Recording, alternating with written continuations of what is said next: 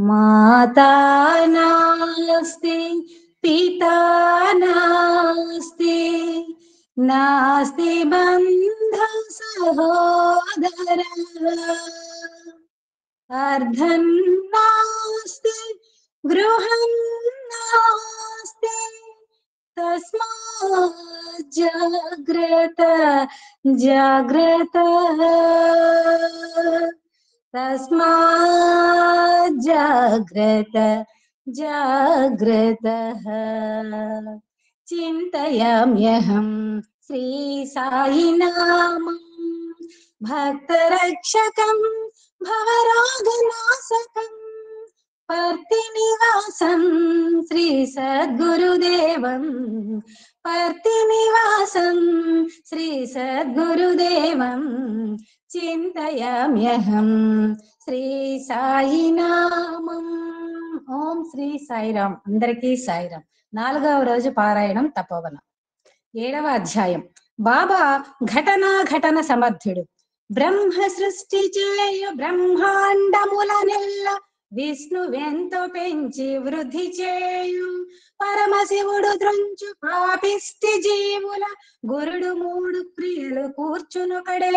బాబా సృష్టి జీవమున్న వస్తువును జీవము లేని వస్తువుగా, జీవము లేని వస్తువును జీవమున్న వస్తువుగా మార్చటం భగవంతునికి మాత్రమే సాధ్యము.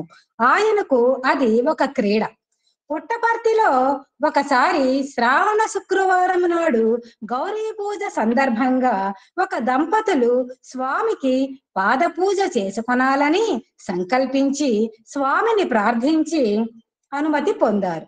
పూజకు కావలసిన సామగ్రినంతటిని వారు సిద్ధం చేసుకున్నారు. కానీ ఆ పూజకు కావలసిన సామగ్రి సిద్ధం చేసుకున్నారు కానీ ఆ పూజకు ముత్తైదువులు ధరించే నల్ల పూసలు వారికి లభించలేదు. పూజకు వేళయింది. సత్యసాయి భగవానులు ఆ గృహానికి విచ్చేసి ఆసీనులయ్యారు. ఆ దంపతులు ఎంతో ఆనందంతో స్వామి పాద పూజను ఆరంభించారు. వారు ఆ సమయంలో ఆ నల్ల పూసల విషయం మర్చిపోయారు. ఇంతలో స్వామి పాదాలపై వారు సమర్పించిన ఒక పుష్పం నుంచి ఒక పెద్ద నల్ల చీమ బయటకు వచ్చింది. వారితో స్వామి నవ్వుతూ, నాకు నల్ల చీమలతో పూజ చేస్తున్నారే అని అంటూ ఆ నల్ల చీమను చేతితో తీసి ఆ ఇల్లాలి చేతిలో ఉంచారు. విచిత్రంగా ఆ నల్ల చీమ 2 నల్ల పూసలుగా మారిపోయింది. స్వామి సంకల్ప సృష్టికి వారు ఆశ్చర్యచకితులయ్యారు. ఆ నల్ల పూసలతో ఆ గృహిణి యథావిధిగా తన పూజ నిర్వర్తించుకున్నది. కాగా సాయి పరమాత్ముడు జీవమున్న వస్తువును జీవము లేని వస్తువుగా మార్చిన ఈ సన్నివేశం మనకు ఆశ్చర్యానందాలను కలిగిస్తుంది. స్వామి ఒక పర్యాయం ఆంధ్రప్రదేశ్ పర్యటనలో ఉన్నప్పుడు ఒక భక్తుని ఇంట ఆతిథ్యం స్వీకరించారు. అప్పుడు ఆ గృహస్థులు స్వామికి భోజనానంతరం వెండి పళ్ళెల్లో తమలపాకులు, ఒక్క పొడి, సున్నం మొదలైనవి అమర్చి స్వామి ముందుంచారు.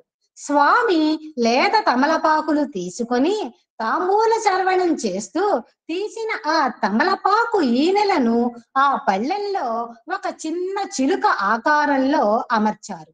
స్వామి చుట్టూ భక్తులు కూర్చొని ఉన్నారు. అప్పుడు వారితో స్వామి మాట్లాడుతూ, భగవంతుడు ఏమి చేస్తుంటాడు అని అడిగారు. సృష్టి చేస్తుంటాడు అన్నారు భక్తులు. వెంటనే స్వామి తన దివ్య హస్తంతో ఆ తమలపాకు ఈనెలతో పేర్చిన ఆ చిలుక ఆకారాన్ని తాకగానే అది ఒక సజీవమైన రామచిలుకగా మారి టపటపా రెక్కలు విదిల్చుకుంటూ బయటకు ఎగిరిపోయింది. భక్తులందరూ ఆశ్చర్యంగా చూస్తూ ఉండిపోయారు. వారి ఆశ్చర్యాన్ని ఆనందంగా చూస్తూ వారితో కలిసి పకపకా నవ్వారు స్వామి. గారెల నుంచి వజ్రపు చెవి రింగులు. ఒకసారి సత్యసాయి బాబా వారిని బొంబాయిలో ఇందూ లాల్చా గారు తమ ఇంటికి విందుకు ఆహ్వానించారు. డైనింగ్ టేబుల్ కి ఒక పక్క స్వామి ఆసీనులయ్యారు. ఎదురుగా ఇందూ లాల్చా గారు, ఆయన కూతురు కూర్చున్నారు. షాగారి భార్య అప్పుడే తయారు చేసిన వేడి వేడి గారెలు తెచ్చి ప్లేటులో పెట్టి స్వామి ఎదుట ఉంచారు. వాటిల్లో నుంచి స్వామి ఒక గారె తీసి షాగారి కూతురు ముందున్న ప్లేటులో పెట్టి ఆ గారెను మధ్యకు త్రుంచి తినమన్నారు. ఆమె ఆ గారెను మధ్యకు త్రుంచగా ఆ రెండు ముక్కలలోనూ రెండు బంగారపు చెవిరింగులు వజ్రాలు అమర్చినవి కనిపించాయి. స్వామి చిరునవ్వు నవ్వుతూ వాటిని ఆమెను తీసుకొనమని అన్నారు. 1997 ఏప్రిల్ 4వ వారంలో కొడైకెనాలులో స్వామితో భక్తులు భోజనాలు చేస్తున్నారు. స్వామి భోజనం చేసి భోజనాల దగ్గర అటు ఇటు నడుస్తూ భక్తులతో కబుర్లు చెప్తున్నారు. ఒక భక్తుని దగ్గరకు వచ్చి పూరీలు త్రుంచుకుని తిను అన్నారు. అతడు పూరీలు త్రుంచగా అందులో ఒక బంగారు ఉంగరం వచ్చింది. అందరూ ఆశ్చర్యపడ్డారు. అది నీకే, తీసుకో అన్నారు స్వామి. ప్రక్కనే కూర్చున్న అనిల్ కుమార్ గారు పూరీలు త్రుంచుకొని తింటున్నారు. స్వామి ఏయ్ త్వరగా తిను అన్నారు. అనిల్ కుమార్ గారు బాబా, ఏ పూరీలో ఏ వస్తువు ఉంచారో మీరు జాగ్రత్తగా చూసుకొని తింటున్నాను అన్నారు. ఆ మాటకు అందరూ నవ్వుకున్నారు. ఇక్కడ ఏ వస్తువు నుంచి ఏ వస్తువు సృష్టించారు అనేది కాదు, స్వామి సంకల్పమే అన్నిటికీ ఆధారం, అధేయము కూడా. స్థితి. ఒకసారి సత్యసాయినాథుడు త్రయీ బృందావనంలో బ్రిగేడియర్ ఎస్కే బోస్ గారితో అక్కడ కూర్చుని ఉన్న విద్యార్థుల్ని, లెక్చరర్లని ఉద్దేశించి మాట్లాడమన్నారు. బోస్ గారు స్వామి దగ్గర తాను కూర్చున్న పాఠాల గురించి తాను నేర్చుకున్న పాఠాల గురించి చెప్పి తమ ప్రసంగం పూర్తి చేసి పాద నమస్కారం కోసం స్వామి దగ్గరకు వెళ్ళారు. అప్పుడు స్వామి పాద నమస్కారం ఇవ్వక ఆనాడు దసరాలో జరిగిన సన్నివేశం గురించి ఏమీ చెప్పలేదే అన్నారు. అప్పుడు బోసుగారు, స్వామి ఆ సన్నివేశం గురించి నేనేమి చెప్పను, నేను మీ దివ్య హస్తాలలో కేవలం పనిముట్టును మాత్రమే, నాకు ప్రత్యేకమైన అస్తిత్వం ఏమీ లేదు. మీరు ఆ రోజున నాకు ప్రాణ ప్రదానం చేసిన విషయం నా జీవితంలో మర్చిపోలేను. అందుకు ఎంతో కృతజ్ఞుణ్ణి స్వామి, నా కృతజ్ఞతను మాటలతో వ్యక్తీకరించలేను అన్నారు. అప్పుడు స్వామి పాద నమస్కారం ఇచ్చారు. బోస్ గారు నిదానంగా వచ్చి తన చోట కూర్చొనబోతుంటే స్వామి అచ్చటి స్టాఫ్తో, ఆనాడు బోస్ చనిపోయాడు, నేను మరలా బ్రతికించాను, అతడు నా కోసం చాలా పనులు చేయవలసి ఉంది అన్నారు. ఆనాడు జరిగిన సన్నివేశం ఇది.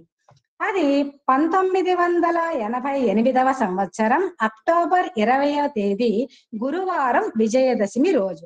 అంతకు ముందు 2 నెలల క్రితం మందిరం చుట్టూ నేలపై 12 అడుగుల వెడల్పున కాంక్రీటు వేసే పనిని స్వామి బోస్ గారికి అప్పగించి అది నవరాత్రి ఉత్సవాల కల్లా పూర్తి కావాలని చెప్పారు. ఆ పని పూర్తి కావటానికి రోజుకు 12 గంటల చొప్పున 25 రోజులు పట్టింది. ఎందరో భక్తులు ఆ కార్యక్రమంలో పాల్గొన్నారు. ఆ పని పూర్తి కాగానే బోస్ గారు నవరాత్రి ఉత్సవాల సందర్భంగా ప్రతిరోజు సాయంత్రం స్వామి ఇచ్చే ఉపన్యాసానికి హాజరవుతూ ఉన్నారు. నవరాత్రులలో విజయదశమి రోజున తీవ్రంగా జ్వరం ఉన్నప్పటికీ ఆయన మెల్లిగా పూర్ణచంద్ర ఆడిటోరియంలోకి నడిచి వచ్చి వేదికకు దగ్గరగా ఉన్న ఒక కుర్చీలో కూర్చున్నారు. స్వామి ఉపన్యాసం ఆరంభించారు. ఇంతలో బోస్ గారికి క్రమంగా ప్రాణం పోతున్నట్లు తెలియసాగింది. అంతే, కుర్చీలోనే శరీరం పడిపోయింది. ఆయన భౌతికమైన నేత్రాలు మూసుకొని పోయినప్పటికీ చుట్టూ ఏమి జరుగుతున్నది ఆయనకు తెలుస్తూనే ఉన్నది. అదే సమయంలో బంగారపు రంగులో ఉన్న పెద్ద పక్షి బోస్ గారి వైపు జాలిగా చూస్తూ నిలబడి ఉంది. ఆడిటోరియంలోకి అంత పెద్ద పక్షి ఎలా వచ్చిందో బోస్ గారికి అర్థం కాలేదు. స్వామి 2 చేతులను పైకి ఎత్తి దానిని తరుముతున్నట్లు చేతులూపారు. ఆ పెద్ద పక్షి ఒక్కసారిగా అదృశ్యమైంది. ఉపన్యాసం ఇవ్వటానికి సిద్ధమైన స్వామి తాను చదువుతున్న పద్యాన్ని సగంలోనే ఆపి గబగబా వేదిక మీద నుంచి క్రిందకు వచ్చారు. ఆ వచ్చే సమయంలో స్వామి కుడి చేతి పిడికిలి మూసి ఉన్నట్లుగా దేనినో పట్టుకొని ఉన్నట్లుగా ఉంది. స్వామి చేతితో క్రింద పడి ఉన్న బోస్ గారి భుజం పట్టుకొని పైకి లేవదీసి కుడి చేత్తో ఆయన శిరస్సు వెనుక తట్టారు. బహుశా స్వామి తన గుప్పెట్లో పట్టుకొని ఉన్న ప్రాణాన్ని మరలా ఆయన శరీరంలో ప్రవేశపెట్టారన్నమాట. బోసుగారు కళ్ళు తెరిచి చూసి ఆశ్చర్యపడ్డారు. పవిత్రమైన విజయదశమి రోజు స్వామి తన దగ్గరే నిలబడి ఉన్నారు. పాద నమస్కారం చేసుకుందామని చేయి జాపుతుంటే స్వామి ఆయనతో లేచి నిలబడు అన్నారు. ఆయన కూర్చొని చేతులు జోడించారు. ఆయనకు శక్తి కలిగించటం కోసం స్వామి ఆయన భుజంపై మరలా చేత్తో తడుతూ లేచి నిలబడు, వేదిక మీద ద్వారం దగ్గర కూర్చో అన్నారు. అప్పుడు ఆయన వేదిక పైకి ఎక్కి కూర్చున్నారు. స్వామి ఉపన్యాసం గంట సేపు జరిగింది. నిర్జీవంగా ఉన్న బోసుగారి ముఖంలో ఆ గంటలో క్రమంగా తేజస్సు పొందింది. 2 నెలల తరువాత హిల్వ్యూ స్టేడియంలో క్రీడా దినోత్సవం జరిగింది. ఆ సమయంలో ముందుగా స్వామి క్రీడా పతాకాన్ని ఎగురవేశారు. బోస్ గారికి ఎంతో ఆశ్చర్యం కలిగించిన విషయం ఏమంటే ఆ పతాకం మీద కనిపించిన గరుడ పక్షి ఆనాడు విజయదశమి రోజున ఆడిటోరియంలో తనపై ఎగిరినదే, తనను జాలిగా చూస్తూ కూర్చున్నదే. గరుడ పురాణాన్ని బట్టి పవిత్రమైన ఆత్మలను బ్రహ్మలోకానికి తీసుకొని వెళ్ళేది గరుడ పక్షేనని తరువాత ఆయనకు తెలిసింది. ఈ విధంగా తనను సత్యసాయి పరమాత్ముడు ప్రాణప్రదానం చేశారని ఆ కృతజ్ఞత మాటలతో చెప్పజాలనని అంటారు బ్రిగేడియర్ బోస్ గారు. నీవు ఆత్మస్వరూపుడవు. మనస్సు, చిత్తము, ఇంద్రియములు ఇలా అన్ని అంగముల సమ్మిళిత స్వరూపమే దేహం. అంతేకాని వీటన్నిటి సమ్మిళిత స్వరూపం ఆత్మ కాదు. దేహములోనూ ఆత్మ ఉంది, మనస్సులోనూ ఆత్మ ఉంది, అంతఃకరణంలోనూ ఆత్మ ఉంది. ఇవన్నీ ఆత్మ యొక్క ప్రబోధం చేతనే పనిచేస్తున్నాయి. దీనికి ఒక చక్కని ఉదాహరణ. కారులో స్టీరింగ్ ఉంది, క్లచ్ ఉంది, బ్రేక్ ఉంది, ఇంకా అనేక రకములైన అంగములున్నాయి. అయితే ఇవన్నీ వేటికవే పనిచేస్తున్నాయా? నీవు కారులో ప్రయాణమైపోతుంటే హారన్ దానికదే మ్రోగుతుందా? స్టీరింగ్ దానికదే తిరుగుతుందా? కాదు, దీనికి డ్రైవర్ ఉన్నాడు. అదే విధంగా దేహమనే రథమునందు ఆత్మ అనే డ్రైవర్ ఉంటూ కన్నుల ద్వారా చూపిస్తున్నాడు, చెవుల ద్వారా వినిపిస్తున్నాడు, నోటి ద్వారా పలికిస్తున్నాడు, చేతుల ద్వారా చేయిస్తున్నాడు. దేహంలో ఈ డ్రైవర్ ఉన్నంత వరకే సర్వాంగములు తమ పనులను నిర్వర్తిస్తున్నాయి. దేహమును ఈ డ్రైవర్ వదిలిపోయినప్పుడు కూడా అవే కళ్ళు ఉంటున్నాయి కానీ చూడగలుగుతున్నాయా? అవే చెవులు ఉంటున్నాయి కానీ వినగలుగుతున్నాయా? అవే చేతులు ఉంటున్నాయి కానీ పనులు చేయగలుగుతున్నాయా? అదే నోరుంటున్నది కానీ మాట్లాడగలుగుతున్నదా? ఏ మాత్రమూ లేదు.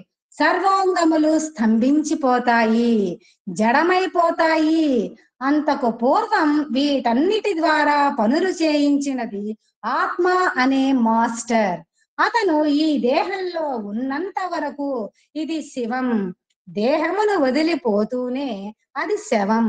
కనుక మనము ఎవరమో చక్కగా విచారిస్తే మనం ఆత్మస్వరూపులమని, ఇవన్నీ కేవలం పనిముట్లే కానీ మనం కాదని చక్కగా తెలుస్తుంది అంటారు భగవాన్ శ్రీ సత్యసాయి బాబా. సిమ్లాలో సన్నివేశం.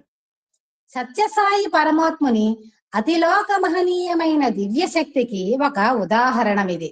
ఒకసారి సత్యసాయినాథుడు కొద్ది మంది భక్తులతో కలిసి సిమ్లా వెళ్ళారు. ఆ బృందంలో కారుణ్యానంద స్వామి కూడా ఉన్నారు. ఆ పర్యటనలో ఒక అత్యద్భుతం జరిగింది.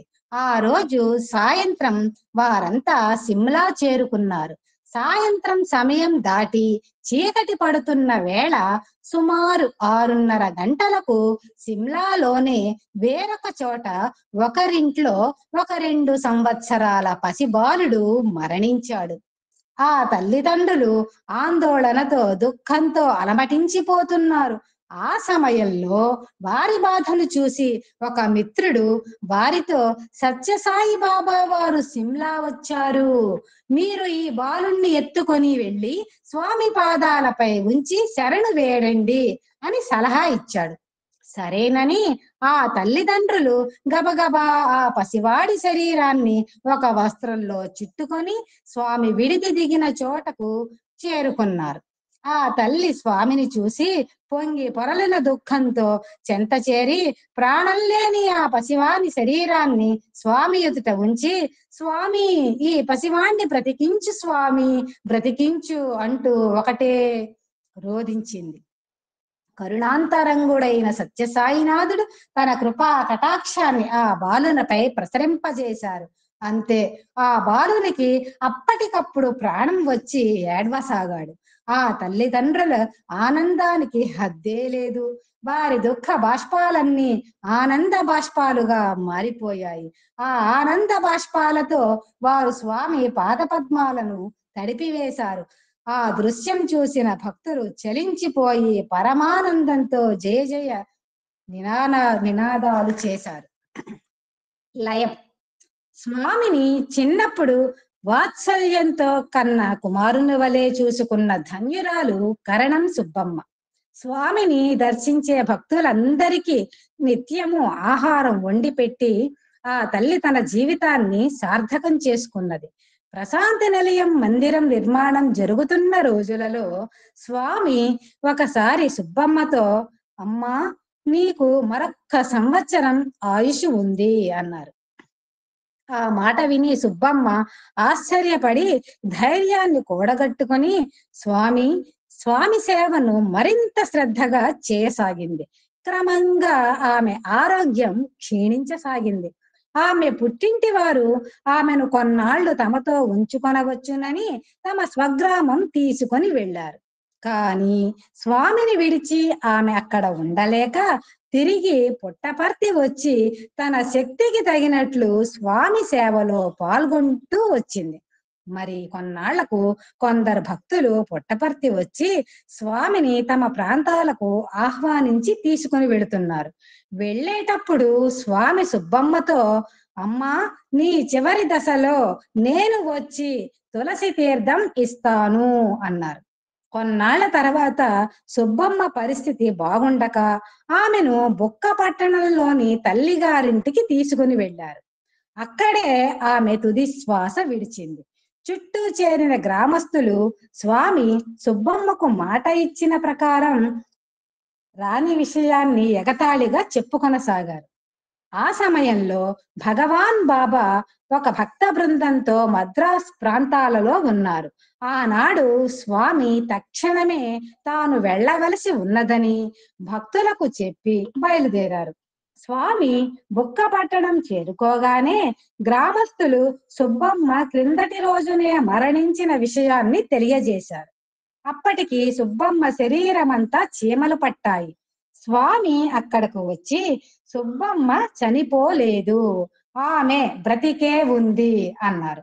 చుట్టూ చేరిన వారు ఆమె శ్వాస ఆగిపోయి కొన్ని గంటలైందని, శరీరంలో ప్రాణం లేదని స్వామి కోసం ఎదురు చూస్తూ శరీరాన్ని అక్కడ ఉంచామని చెప్పారు. స్వామి సుబ్బమ్మ చనిపోలేదని మళ్ళీ చెప్పి దగ్గరకు వచ్చి, సుబ్బమ్మ, ఇటు చూడు, నేను స్వామిని వచ్చాను అన్నారు.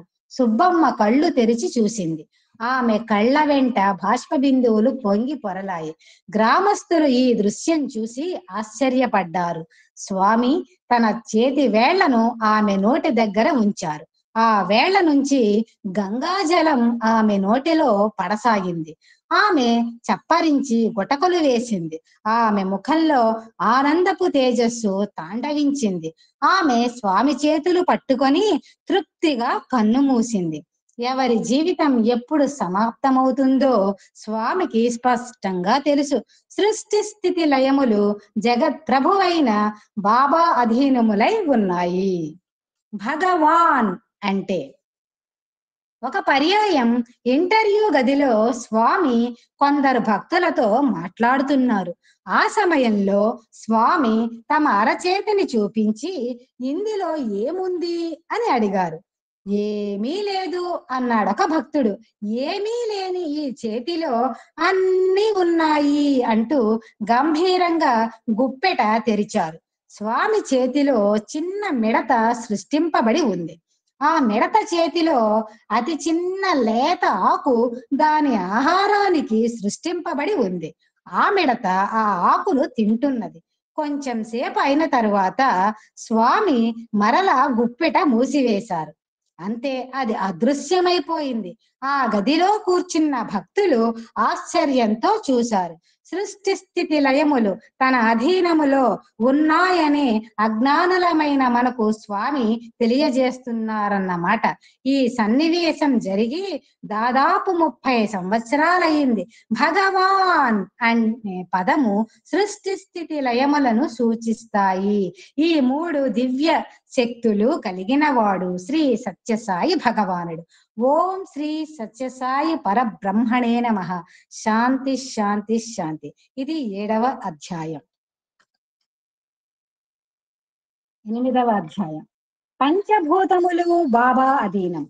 పంచభూతములు బాబాకు స్వాధీనమై మసులుతుంటాయి అనే విషయం స్థాళీపులాక న్యాయముగా 2-3 సన్నివేశములలో మనం స్పష్టంగా తెలుసుకొనవచ్చును. అగ్ని నుంచి రక్ష.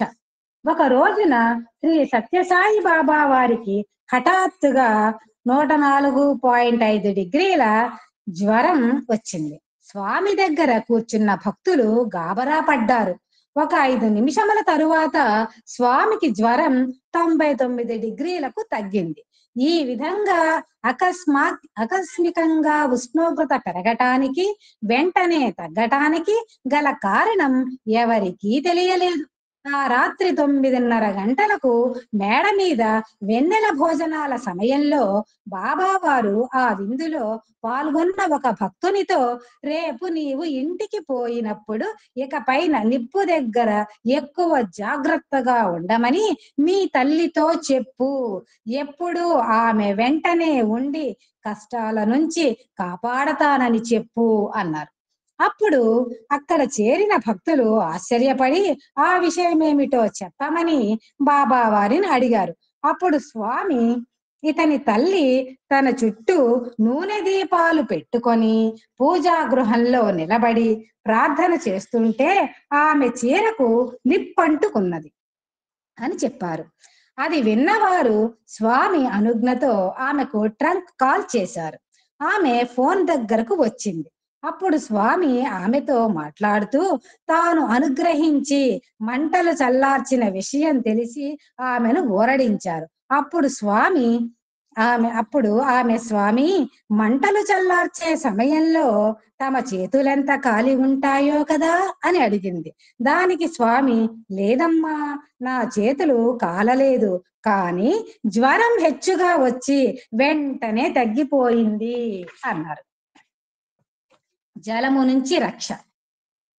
భగవాన్ బాబా పాత మందిరంలో నివసిస్తున్న రోజులలో ఒకసారి చిత్రావతికి వరద వచ్చింది.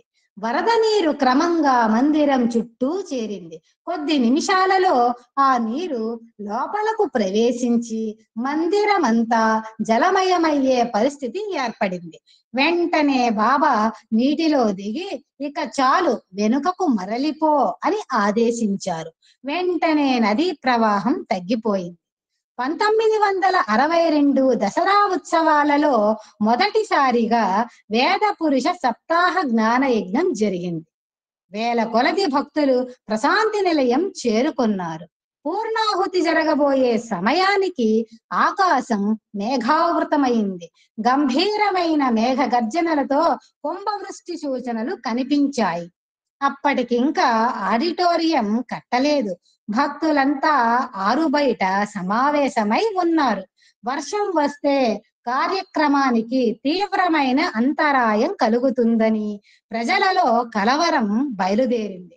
అప్పుడు భగవాన్ బాబా, మీరేమి ఆందోళన పడకండి, వర్షం రాదు అన్నారు. అంతే, కొంతసేపటికి కారు మేఘాలు అదృశ్యమైపోయాయి.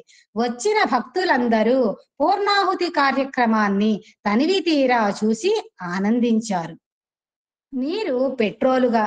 ఒకసారి భగవాన్ బాబా కారులో బెంగుళూరుకు వెళుతుండగా చిక్ బళ్ళాపూర్ సమీపానికి చేరుకున్నప్పుడు కారు టాంకులో పెట్రోల్ అయిపోయి కారు ఆగిపోయింది. ఆ దగ్గరలో ఎక్కడా పెట్రోల్ బంకులు లేవు. అప్పుడు బాబా సమీపంలో కనిపించే చెరువు నుంచి డబ్బా నిండుగా నీళ్లు తెమ్మని చెప్పారు. ఆ నీటిలో తన వ్రేలిని పెట్టి గిరగిరా త్రిప్పి దానిని పెట్రోల్ ట్యాంకులో పోసి కారు నడుపమని డ్రైవర్ను ఆదేశించారు. ఇక కారు మామూలుగా నడవసాగింది. మరొకసారి సత్యసాయి బాబా భక్తుల బృందంతో మహారాష్ట్రలోని ఔరంగాబాద్, ఎల్లోరా పర్యటనలు ముగించుకొని హైదరాబాద్ వస్తున్నారు. మార్గ మధ్యంలో పెట్రోల్ అయిపోయి బాబా ప్రయాణిస్తున్న కారు ఆగిపోయింది. అప్పుడు రాష్ట్రమంతటా పెట్రోల్ వర్తకుల సమ్మె కావటం వల్ల ఎక్కడా పెట్రోలు లభించలేదు. అప్పుడు సాయి పరమాత్ముడు కారును చేతితో తట్టి నడు అన్నారు. అంతే, కారు నడిచింది. హైదరాబాద్ చేరిన తరువాత బాబా కస్తూరి గారితో మాట్లాడుతూ, కస్తూరి, పెట్రోల్ ఒక్క చుక్క కూడా లేకుండా 150 మైళ్ళ దూర ప్రయాణం చేయవలసి వచ్చింది. ఈసారి టాంకులో పోయటానికి నీళ్లు కూడా లేవు.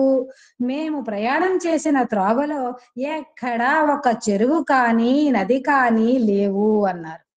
హిమాలయంలో సన్నని ఎండ.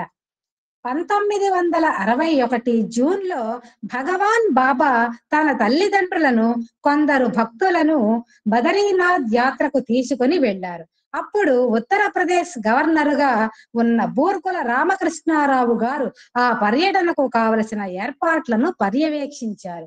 స్వామి బృందం హృషికేశ్ నుంచి హిమాలయాలపైకి బయలుదేరిన దగ్గర నుంచి మరలా హృషికేశ్ చేరే వరకు ఆ వారం రోజులు ఆ ప్రాంతంలో హిమవర్షం లేనే లేదు. పైగా సన్నగా ఎండ కాసింది.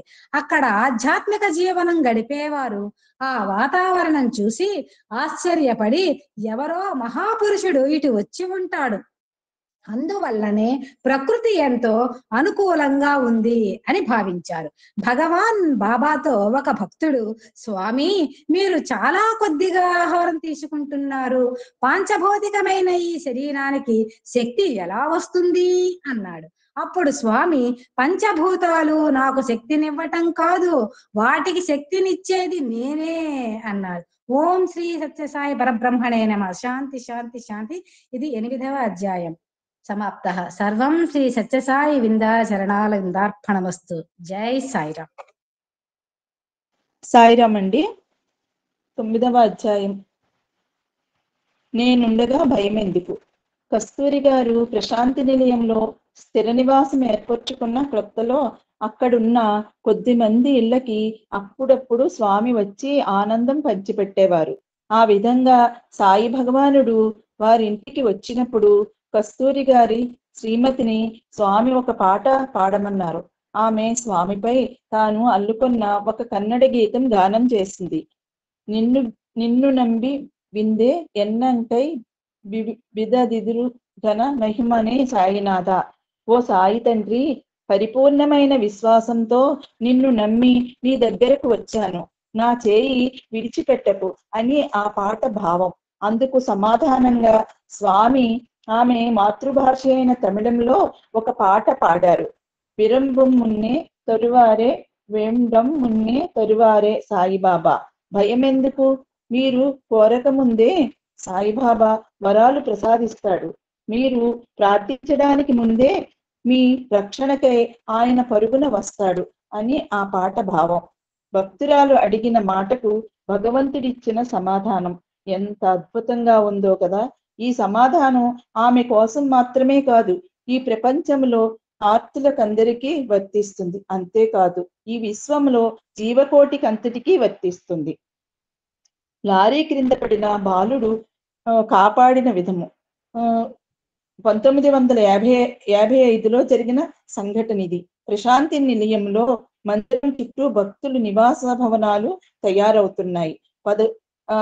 11 సంవత్సరాలు బాలుడు ఒకడు అక్కడ నిర్మాణ కార్యక్రమంలో చురుకుగా సేవ చేస్తున్నాడు. అప్పుడే ఇటుకరాళ్ళు లారీ వచ్చింది అక్కడికి. ఆ బాలుడు ఇటుకలనన్నింటినీ క్రిందకి దింపటంలో బాగా సహాయం చేశాడు. లారీ అంతా ఖాళీ చేసి దిగి వచ్చి ఆ లారీ వెనుక నిలబడి తన శరీరానికి బట్టలకు అంటుకున్న దుమ్మును దులుపుకుంటున్నాడు. ఆ హడావిడిలో డ్రైవరు ఆ లారీ ఇంజిన్ స్టార్ట్ చేసిన విషయం గాని, అది వెనక్కు వస్తున్న విషయం గాని అతడు గమనించనే లేదు. ఆ డ్రైవరు లారీ వెనుక ఆ కుర్రాడు ఉన్నాడన్న విషయం గమనించకుండానే లారీని వేగంగా వెనక్కి నడిపాడు.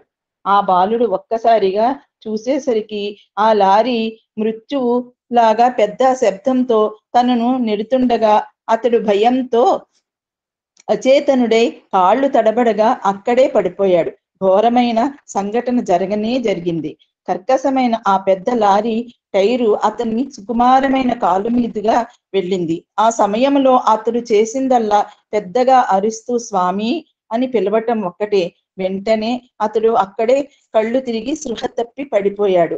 ఆ చుట్టుప్రక్కల ఉన్నవారు అతని అరుపు విని గబగబా వచ్చి లారీ క్రింద నుంచి అతన్ని బయటికి తీసి టైరు నొక్కేసిన అతని కాలికి టవల్ చుట్టారు. తరువాత ఏం చేయాలో తోచక ఆందోళనతో వాళ్ళు తన తల ఎత్తి స్వామి మందిరం వైపు చూశారు. ఆశ్చర్యం! అప్పుడు భగవాన్ బాబా మేడపై బాల్కనీలో నిలబడి ఇటే చూస్తున్నారు. జరిగిన విషయం వివరించే లోపున స్వామి వారి అతన్ని మందిరానికి ఆనుకుని ఉన్న వైద్యశాలకు తీసుకుని వెళ్ళమన్నారు.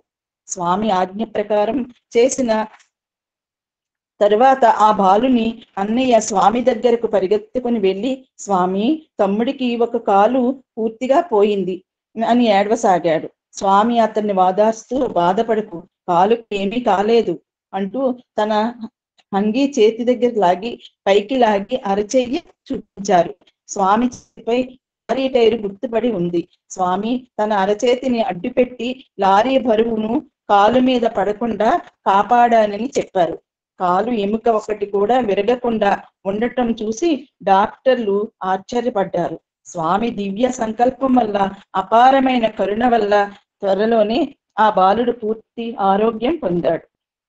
భర్త కన్నా దగ్గర భగవంతుడే.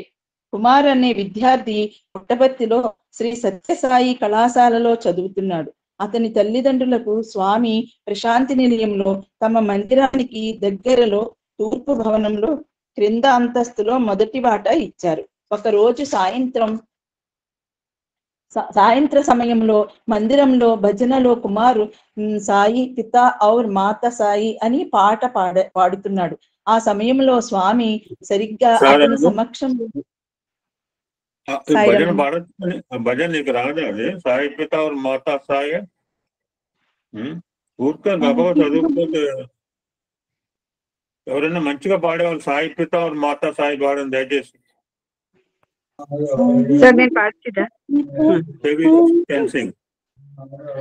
साई राम सर साई पिता और माता साई कदा हाँ हाँ साई पिता और माता साई दीन दयाल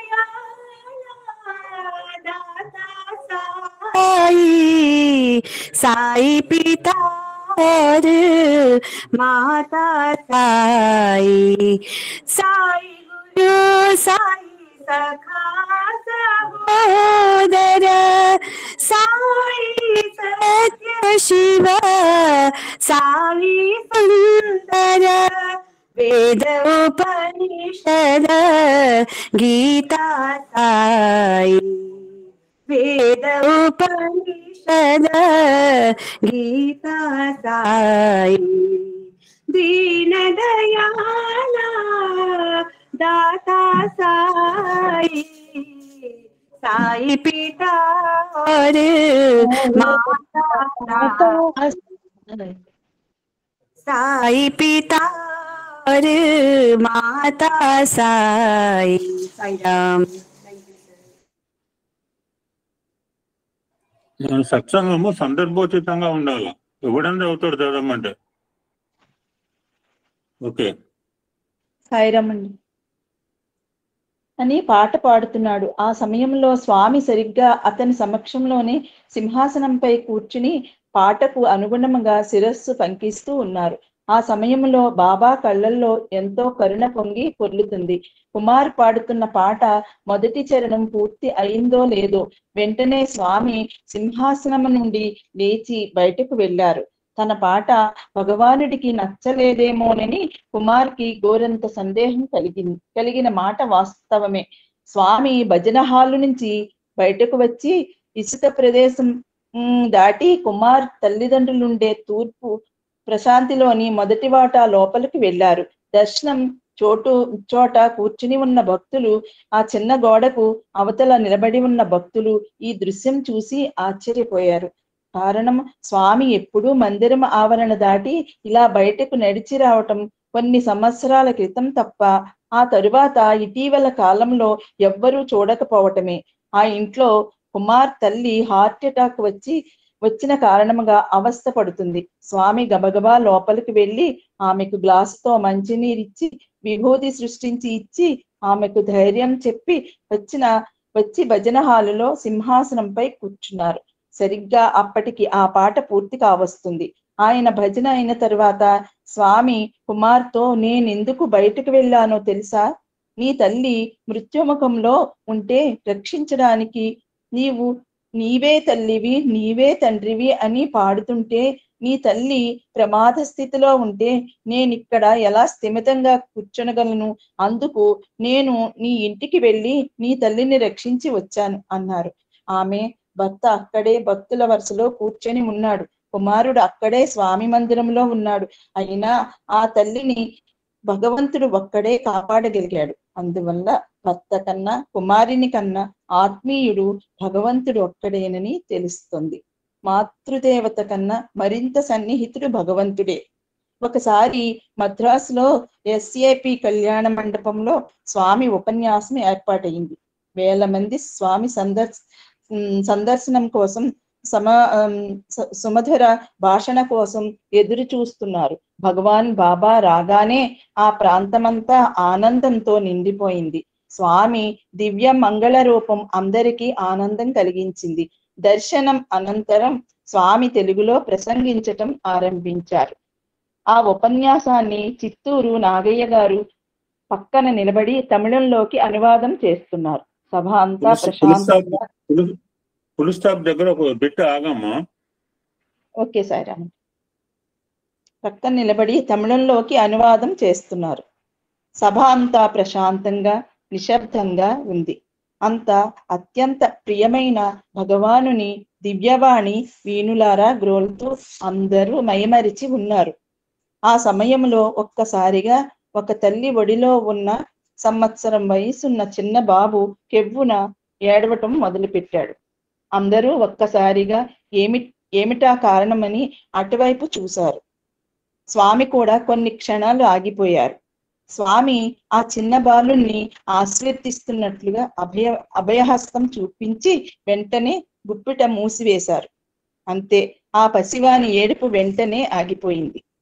ఆ బాలుడు అకస్మాత్తుగా అలా ఏడుపు మానిన కారణం ఎవరికీ అంతుపట్టలేదు.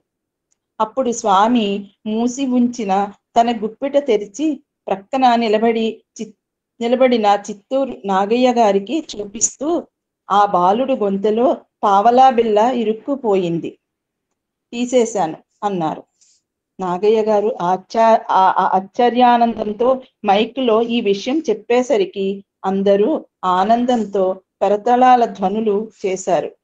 తన బిడ్డ బడిలో ఉన్నప్పటికీ అతని సంగతి దగ్గరున్న తల్లికే తెలియలేదు.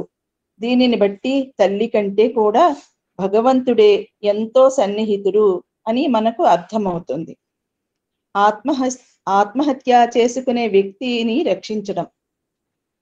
కలకత్తాలో ఒక యువకుడు ఒక కంపెనీలో అకౌంటెంట్ గా పనిచేస్తున్నాడు. అతని తల్లి స్వామి భక్తురాలు. అతనికి స్వామి మీద నమ్మకం లేదు. ఒకసారి ఆ కంపెనీలో అతడు కొంత ధనం దుర్వినియోగం చేశాడని అతనిపై అభియోగం వచ్చింది. ఆ నింద భరింపలేక అతడు ఆత్మహత్య చేసుకుందామనుకున్నాడు. అతని తల్లి భగవాన్ బాబాకు ఒక లేఖలో మా అబ్బాయిని పత్తికి తీసుకొని రావచ్చా అని స్వామిని అడుగుతూ రాసింది. ఆ లేఖ బాబాకు ఎలా పోస్ట్ చెయ్యాలో తెలియక ఆ ఉత్తరాన్ని తన ఇంట్లో పూజా మందిరంలో స్వామి ఫోటో వెనుక పెట్టింది. ఆ యువకుడు ఆత్మహత్య చేసుకొనటానికై గంగానది వంతెన మీదకు వెళ్ళాడు. అక్కడి నుంచి క్రిందకు గంగానదిలో దూకితే చాలా తేలికగా ప్రాణం తీసుకొనవచ్చునని అతని అభిప్రాయం. సరిగ్గా ఆ ప్రయత్నంలో ఉన్న సమయంలో అతనికి పుట్టపర్తికి రా అని పిలుపు వినబడసాగింది. అతనికి ఆశ్చర్యం అనిపించింది. పుట్టపర్తి అని ఒకటే వినిపిస్తుంది. ఇక అతను ఆత్మహత్యా ప్రయత్నం విరమించి స్టేషన్కి వెళ్ళి బెంగుళూరు టికెట్ తీసుకొని రైలులో కూర్చున్నాడు. ఆ రైలు వేగంగా వెళ్తున్నప్పుడు ఆ శబ్దం వేగంగాను, రైలు నిదానంగాను వెళ్తున్నప్పుడు ఆ శబ్దం నిదానంగాను వినిపింపసాగింది. అతను బెంగుళూరు చేరగానే అక్కడ నుంచి పెనుగొండ టిక్కెట్టు కొందామని బుకింగ్ కౌంటర్ దగ్గరికి వెళ్ళాడు. ఎవరైనా పెనుగొండకు టిక్కెట్టు అడిగితే వారు సత్యసాయిబాబా వారి దర్శనం కోసమే వెళ్తుంటారని ఆ రైల్వే అధికారికి తెలుసు. అందువల్ల అధికారి ఆ వ్యక్తిని అడిగాడు, మీరు సత్యసాయి బాబా వారిని చూడడానికి వెళ్తున్నారా అని. అతడు అవునని చెప్పగా ఆ అధికారి బాబా వారు ఇక్కడే వైట్ ఫీల్డ్ లో ఉన్నారు అని చెప్పాడు. ఆ యువకుడు ఆలోచిస్తుండగా మరలా పుట్టపర్తి అంటూ చెవిలో మారుమ్రోగటం ఆరంభమైంది. అందువల్ల అతడు పెనుగొండకే టిక్కెట్టు ఇవ్వమని అడిగాడు. ఆ రోజులలో పెనుగొండ చేరి పుట్టపర్తికి కొన్ని మైళ్ళు నడవవలసి ఉంది. అలా నడిచి వెళ్ళేటప్పుడు కూడా నడక వేగానికి అనుగుణంగా పుట్టపర్తి అనే మాటలు వినిపిస్తూనే ఉన్నాయి. అతడు పుట్టపర్తికి రాత్రి 8 గంటలకు చేరాడు. అంతకు 1 గంట క్రితమే అంటే 7 గంటలకు భగవాన్ బాబా పుట్టపర్తి వచ్చారు. పక్క బృందావనంలో వేసవి తరగతులు జరగబోతుండగా అటువంటి సమయంలో స్వామి పుట్టపర్తికి ఆకస్మికంగా ఎందుకు వచ్చారో ఎవరికీ అంతుపట్టలేదు. అందుకు సమాధానంగా వారితో స్వామి వేసవి తరగతులకు వచ్చే విద్యార్థులందరికీ బియ్యం కావలసి వచ్చి తాను బియ్యం తీసుకొని వెళ్ళటానికి పుట్టపర్తి వచ్చానని చెప్పారు. మరునాడు ఉదయం దర్శనం సమయంలో బాబా అతని దగ్గరకు వచ్చి ఏయ్ కలకత్తా లోపలికి రా అని పిలిచారు. ఆ ఇంటర్వ్యూలో బాబా అతనితో ఆఫీసులో అతనిపై వచ్చిన నింద గురించి భయపడవద్దని, అందుకోసమై ఆత్మహత్య చేసుకోవద్దని ధైర్యం చెప్పారు. బాబా అతనిని 9 రోజులు పుట్టపర్తిలో ఉండి వెళ్ళమని అన్నారు. తరువాత అతడు కలకత్తా వెళ్ళి మళ్ళీ తన ఉద్యోగంలో చేరాడు. ఆ విధంగా ఆ తల్లి చేసిన ప్రార్థనను ఆలకించి స్వామి అతనిని ఆపద నుంచి కాపాడారు. ఆ కరుణకు ఎన్నులు లేవు. ఒక్కసారి సత్యసాయినాథుడు బెంగుళూరు నుంచి చిన్న కారులో పుట్టపర్తి వస్తున్నారు. స్వామి విద్యార్థి కారు నడుపుతున్నాడు. వెనుక మరికొన్ని కార్లలో భక్తులు బృందాలు స్వామి కారుని అనుసరిస్తున్నాయి. కొండలు, రాళ్ళు, రప్పలతో ఏకాంతంగా నిశ్శబ్దంగా ఉన్న ఆ దారి వెంట స్వామి కారు వస్తున్నది. సరిగ్గా అదే సమయంలో దారికి అడ్డంగా ఒక పెద్ద త్రాచుపాము వెళ్ళసాగింది. దానిని కొద్ది దూరంలోనే చూసిన ఆ విద్యార్థి కారును ఒక్కసారిగా ఆపటమా, లేకపోతే పామే కదా అని దానిపై నుంచి కారుని పోనివ్వటమా అని సందిగ్ధంలో పడ్డాడు. వెనక్కి తిరిగి చూస్తే వెనుక సీట్లో స్వామి యోగ నిద్రలో ఉన్నారు. సరే స్వామి నిద్రిస్తున్నారు, హఠాత్తుగా కారు ఆపితే స్వామికి నిద్రాభంగం అవుతుంది అని భావించి కారుని పాముపై నుంచి పోనిచ్చాడు. ప్రశాంతి నిలయం చేరుకున్న తరువాత అతను కారు దిగి స్వామి దిగటానికి కారు తలుపు తీశాడు. స్వామి కారు దిగి వరండాలోకి వెళ్తున్నారు. ఆ సమయంలో స్వామి అంగీపై వీపు మీద వెడల్పాటి మట్టి మరక ఉండటంతో ఆ విద్యార్థి గమనించి, స్వామి మీ షర్టు మీద మట్టి మరక అయింది అన్నాడు. అప్పుడు స్వామి, ఇందాక ఆ తాచుపామును రక్షించడం కోసం నేను అన్నాడు. బాబా కరుణ అపారం, అనంతం. ఓం శ్రీ సత్యసాయి పరబ్రహ్మణే నమః. శాంతి శాంతి శాంతి. 10వ అధ్యాయం. కాలాతీతాయ నమః. బాబా కాలాన్ని కుదించిన ఘట్టము. ప్రశాంతి నిలయంలో వెనుకటి రోజులలో సాకమ్మ అనే ఒక భక్తురాలు ఉండేది. ఆమె ఒకసారి సత్యసాయి బాబా వారితో, స్వామి కురుక్షేత్రంలో ఒక ప్రక్క కౌరవులు విశేషమైన సేనాబలంతో యుద్ధం చేయడానికి సిద్ధంగా ఉంటే ఆ సమయంలో కృష్ణుడు అర్జునునికి 700 శ్లోకాలు భగవద్గీత చెప్పటం ఎలా సాధ్యమైంది? కృష్ణుడు ఆ విధంగా చెప్తుంటే అర్జునుడు వింటుంటే శత్రువులు ఎలా ఊరుకున్నారు అని అడిగింది. స్వామి వెంటనే సమాధానం చెప్పలేదు. ఆ రోజు సాయంత్రం స్వామి భక్తుల్ని తీసుకొని చిత్రావతి ఇసుకలో విహరించటానికి వచ్చారు. భక్తులంతా స్వామి చుట్టూ చేరారు. వారిలో సాకమ్మ కూడా ఉంది. స్వామి తన దివ్య హస్తాన్ని ఇసుకలోకి పోనిచ్చారు. అందరూ ఆసక్తిగా చూస్తున్నారు. ఆ ఇసుకలో నుంచి 1 అడుగు పొడవు, 1 అడుగు వెడల్పు గల ఒక తెల్లని దంతం బొమ్మను మెల్లగా బయటకు తీశారు స్వామి. అర్జునునికి శ్రీకృష్ణుడు రథంపై ఆసీనుడై గీతోపదేశం చేస్తున్న బొమ్మ అది. ఆ దంతం బొమ్మ ప్రతి అణువు ఎంతో పనితనం ఉట్టిపడేలా చక్కని నగిషీతో చెక్కబడి సుందర శిల్పంలా ఉంది. ఆ బొమ్మను ఆశ్చర్యంతో చూస్తున్న సాకమ్మతో, స్వామి ఈ దంతం బొమ్మను మానవులు తయారు చెయ్యాలంటే ఎన్ని రోజులు పడుతుంది? ఎంతమంది కళాకారులు అవసరమవుతారు అని స్వామి సంకల్పించిన తక్షణమే ఎలా తయారైందో చూసావా? భగవంతుడు తలుచుకుంటే కాలాన్ని తన అధీనం చేసుకొనగలడు. మానవులకు ఎన్నో నెలలు పట్టే సమయాన్ని 1 క్షణంలో నేను కుదించి వేశాను. అదే విధంగా దివ్య సంకల్పంతో కాలాన్ని పొడిగించడం కూడా సాధ్యపడుతుంది. ఆ రోజున యుద్ధరంగంలో నేను అర్జునుని మనస్సులో గీతోపదేశానికి కావలసినంత సమయాన్ని సృష్టించాను. మిగిలిన సేనావాహిని అంతా ఆ సమయాన్ని కేవలం కొన్ని క్షణాలుగా భావించేలా చేశాను అన్నారు. సత్యసాయినాథునికి కాలము అధీనమై ఉంటుంది. బాబా కాలాన్ని కుదించను గలరు, పొడిగించను గలరు. ఎన్నో సంవత్సరాల సమయాన్ని 1 గంటగా కాలాన్ని కుదించిన సందర్భం ఇది.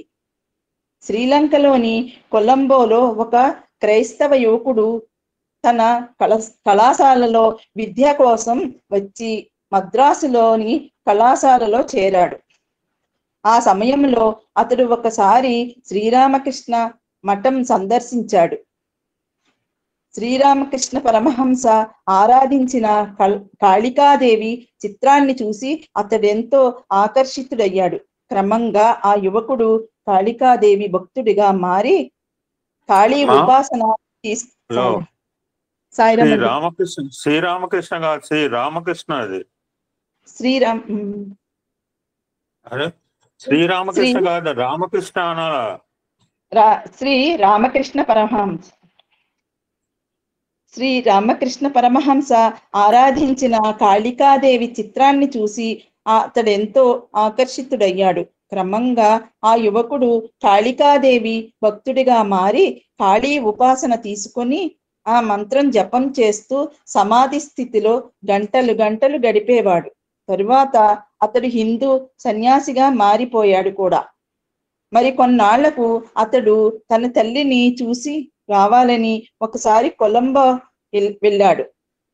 తన కుమారుడు అలా హిందూ సన్యాసిగా మారటం చూసిన ఆ తల్లి అమితంగా దుఃఖించింది. తన కుమారుడు వైవాహిక జీవితానికి ఇష్టపడటం లేదని గ్రహించి తల్లి అందుకు సమ్మతించింది. కానీ హిందూ సన్యాసి వేషం విడిచిపెట్టి క్రైస్తవ ఫాదర్గా ఉండమని అభ్యర్థించింది. కానీ అందుకు వ్యతిరేకించిన ఆ యువకుడు తన తల్లిని ఆస్తి వ్యవహారాలను విడిచిపెట్టి భారతదేశం వచ్చి పుట్టపర్తికి చేరుకున్నాడు. స్వామి అతనిని ఇంటర్వ్యూ గది లోపలకు తీసుకొని వెళ్ళారు. 1 గంట సమయం గడిచింది.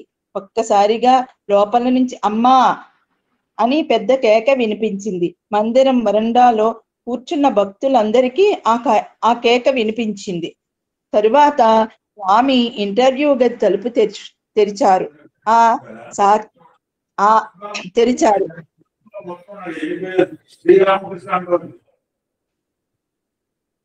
సాఖ్య సన్యాసి ఆపాదమస్తకం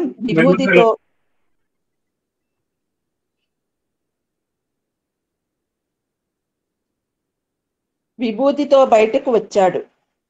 లోపల జరిగిన విషయం ఇది. స్వామి అతనిని ఇంటర్వ్యూ గదిలోకి తీసుకొని వెళ్ళిన తరువాత అక్కడ ఒక పెద్ద అరణ్యాన్ని సృష్టించి నడు అన్నారు. అంతే. ఆ సన్యాసి ఆ అరణ్యంలో నడిచాడు. ఆ నడక అంతు లేకుండా సాగిపోతుంది.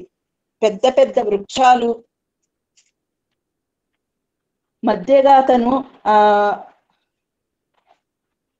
మధ్యగా అతడు అవిశ్రాంతంగా కొన్నాళ్ల పాటు కొన్ని మైళ్ళ దూరం నడిచిపోసాగాడు. కొన్ని సంవత్సరాలు జరిగిపోయాయి. అప్పుడు స్వామి ఆగు, వెనక్కి తిరిగి చూడు అన్నారు. ఆ సాధువు ఆగిపోయి వెనక్కి తిరిగి చూశాడు. పరమానంద పారవస్యంతో అతడు నిశ్చేష్టుడయ్యాడు. అతడు చూసింది ఎవరిని? తన చిన్నతనం నుంచి ఏ కాళికాదేవిని ఆరాధిస్తున్నాడో ఆ మాతయే అతనికి సాక్షాత్కరించింది. ఆ సాధువుకు చాలా కాలం నుంచి కాళికాదేవి సాక్షాత్కారం కోసం అరణ్యాలకు వెళ్ళి సంవత్సరాల తరబడి తపస్సు చేయాలనే కోరిక ఉండేది. ఆ అరణ్య సంచారం, ఆ తపోవన విహారం కేవలం కొద్ది సమయంలోనే జరిపించి స్వామి అతని కోరికను నెరవేర్చారు. అతడు సంవత్సరాల తరబడి చేయవలసిన తపస్సు కాలాన్ని స్వామి 1 గంటకు కుదించి వేశారు. అతడు కోరిన దేవీ సాక్షాత్కారాన్ని ప్రసాదించారు. అమ్మా అని ఆర్తితో పిలుస్తూ అతడు స్వామి పాద పద్మాలపై పడగా అతనితో సాయినాథుడు, నాయనా, ఈ కలియుగంలో ఘోరమైన తపస్సు ఎందుకు? నీ ఇష్టదేవత నామం స్మరించు. ఆ నామస్మరణతోనే నీకు తపస్సిద్ధి కలుగుతుంది అని విభూతి సృష్టించి అతనిపై కుమ్మరించి అతనిని ఆశీర్వదించారు. కొన్ని సంవత్సరాల సమయాన్ని సత్యసాయినాథుడు 1 గంటగా కుదించిన విశిష్టమైన సందర్భం ఇది. కాలాన్ని విస్తృతపరిచిన ఘట్టం. అలాగే 30 రోజుల సమయాన్ని 30 సంవత్సరాలుగా కాలాన్ని విస్తృతపరిచిన సన్నివేశం. అవి లాల్ బహదూర్ శాస్త్రి గారు భారత ప్రధానిగా ఉన్న రోజులు. ప్రభుత్వం ఉద్యోగిగా ఉండేవారు త్యాగరాజు గారు.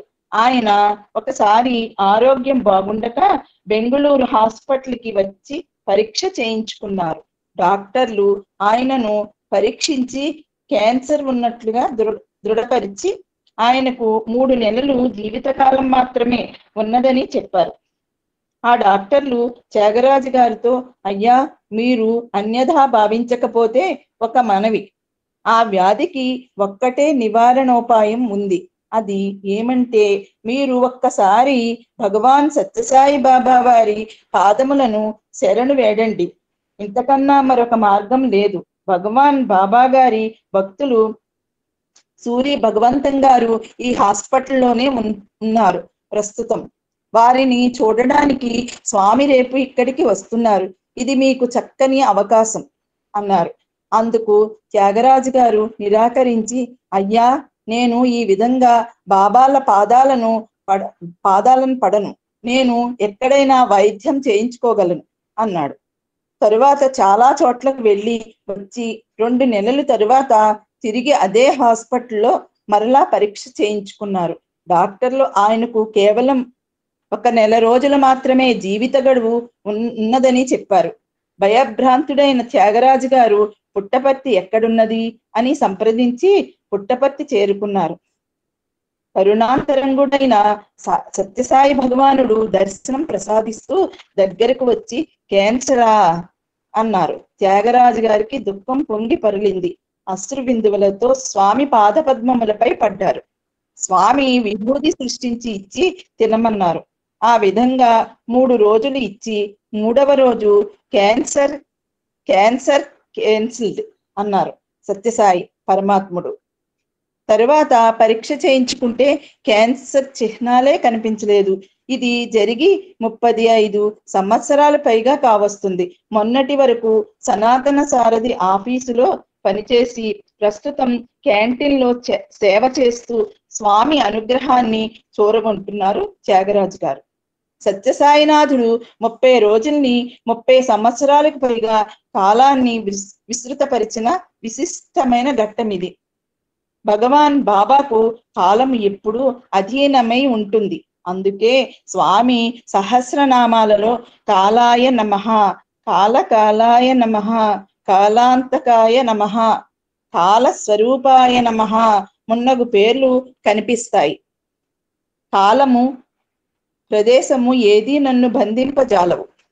భగవాన్ బాబా ఒకసారి వెంకటగిరి వెళ్ళి తిరిగి ప్రశాంతి నిలయం రాబోతుండగా నిలయంలో నివాసమున్న ఒక వృద్ధురాలు తన స్వగ్రామమైన వాయల్పాడు వెళ్ళింది. బాబా వెంకటగిరి నుంచి ప్రశాంతి నిలయం వచ్చే మార్గంలోనే ఆమె గ్రామం ఉంది. తన ఇంటికి నుంచి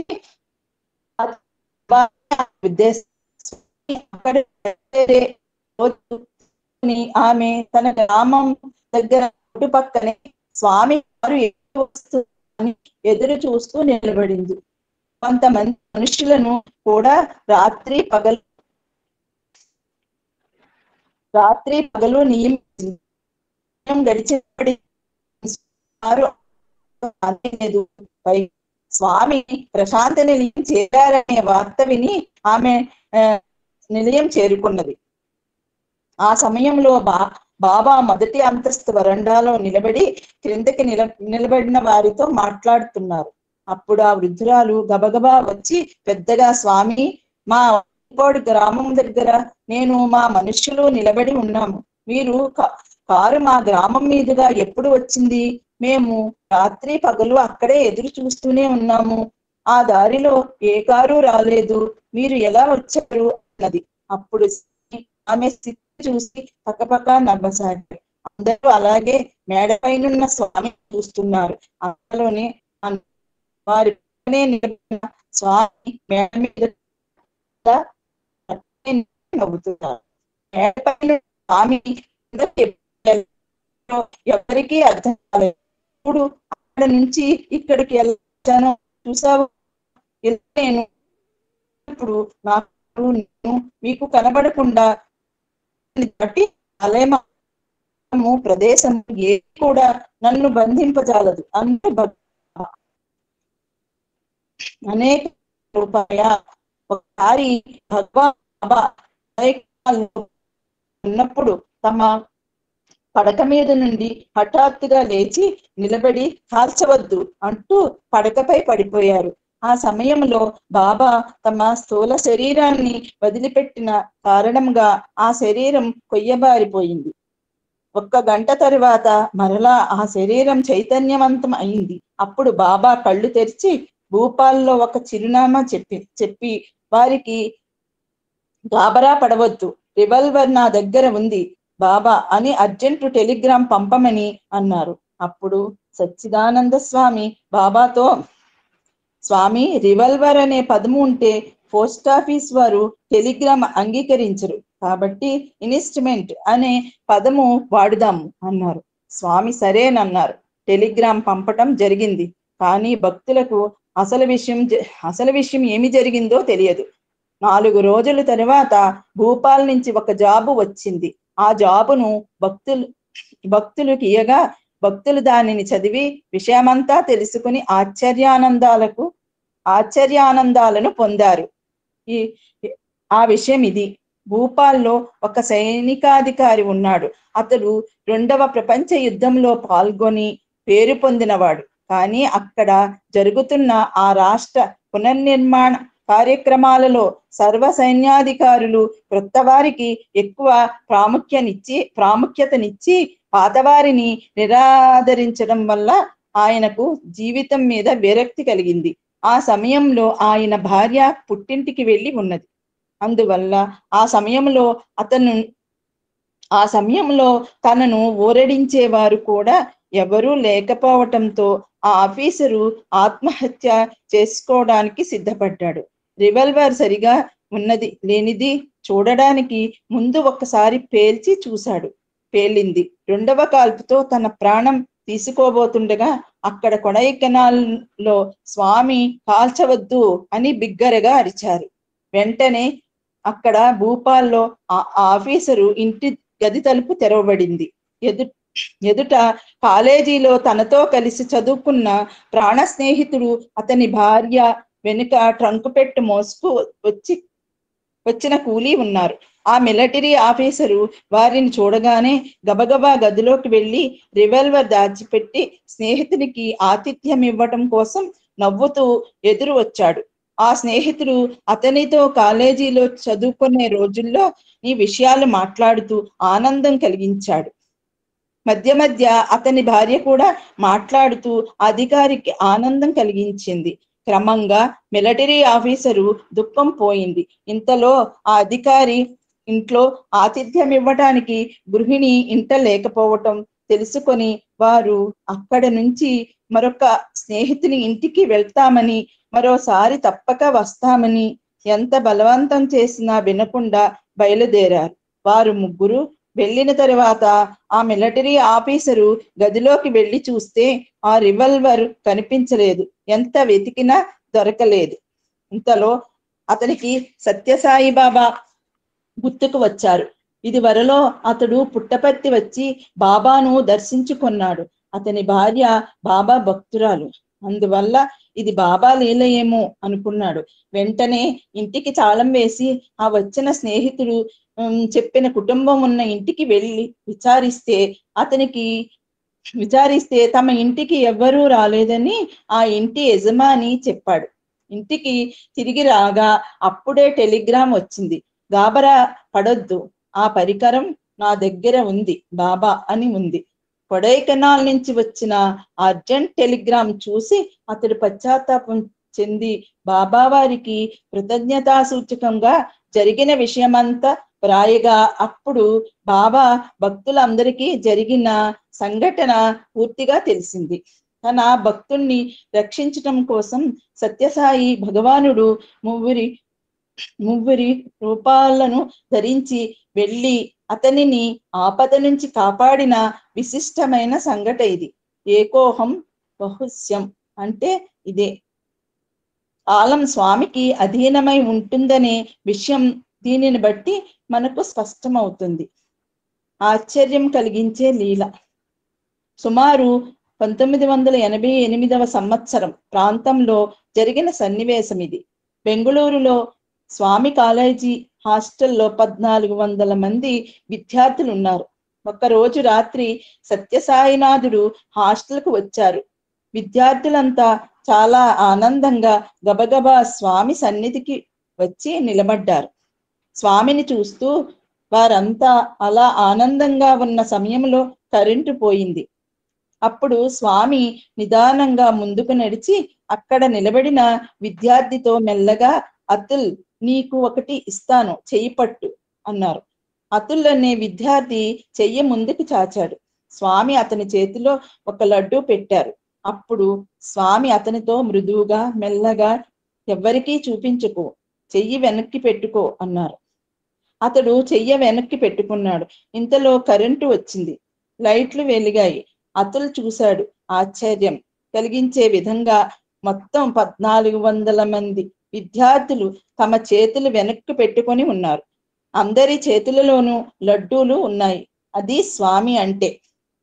ఆశ్చర్యంతో దిగ్భ్రాంతులం కావటమే కాని వ్యాఖ్యానించటానికి వాక్కు మనస్సులకు శక్తి ఎక్కడిది? యతో వాచో వివర్తంతే అప్రోప్య మనసా సహా అన్నారు. అందుకే ముద్దన్నహಳ್ಳಿలో పుట్టపర్తి నుంచి బెంగుళూరు వెళ్లే దారిలో ముద్దన్నహಳ್ಳಿ దగ్గర స్వామి స్కూలు ఒకటి ఉంది. 1993 ఫిబ్రవరి నెలలో ఆ పాఠశాల వార్షికోత్సవం జరగబోతుంది. ఆ ఉత్సవానికి అచ్చటి ఉపాధ్యాయులు, విద్యార్థులు పుట్టపర్తి వచ్చి స్వామిని ముద్దన్నహಳ್ಳಿ రమ్మని ఆహ్వానించారు. స్వామి తప్పకుండా వస్తానని చెప్పారు. అందరూ స్వామి కోసం ఎదురు చూశారు. స్వామి రానియలేదు. సాంస్కృతిక కార్యక్రమాలు, పిల్లల నృత్యాలు మొదలైనవి జరిగాయి. కార్యక్రమాలన్నీ పూర్తి అయ్యాయి. తరువాత చూస్తే నృత్య ప్రదర్శన సమయంలో తీసిన ఒక ఫోటోలో ఒక విచిత్రం పడింది. పిల్లలు నృత్యం చేస్తుండగా వారి మధ్య స్వామి నిలబడినట్లు ఆ ఫోటోలో ఒక చోట కాదు 5 చోట్ల నిలబడినట్లుగా ఉంది. ఆ కార్యక్రమాన్ని సూపర్ స్పెషాలిటీ హాస్పిటల్లో బ్లడ్ బ్యాంక్ ఇన్ఛార్జిగా ఉన్న ఒక డాక్టరు వెళ్ళారు. ఆయన ఆ ఫోటోలు తీసుకొని వచ్చి స్వామికి చూపిస్తే స్వామి నవ్వుతూ ఫోటోగ్రఫీ ట్రిక్ అన్నారు. అప్పుడు ఆ డాక్టర్, కాదు స్వామి, ఇది స్వామి దివ్యలీల, దయతో ఈ ఫోటోపై సంతకం చెయ్యండి అన్నారు. స్వామి చిరునవ్వులు చిందిస్తూ ఆ సన్నివేశాన్ని నిర్ధారణ చేసినట్లుగా ప్రేమతో బాబా అని సంతకం చేశారు. అట్టి బహురూపధారికి అనేక అభినందనాలు. ఓం శ్రీ సత్యసాయి పరబ్రహ్మణే నమః. శాంతి శాంతి శాంతి. సాయిరామ్ అండి.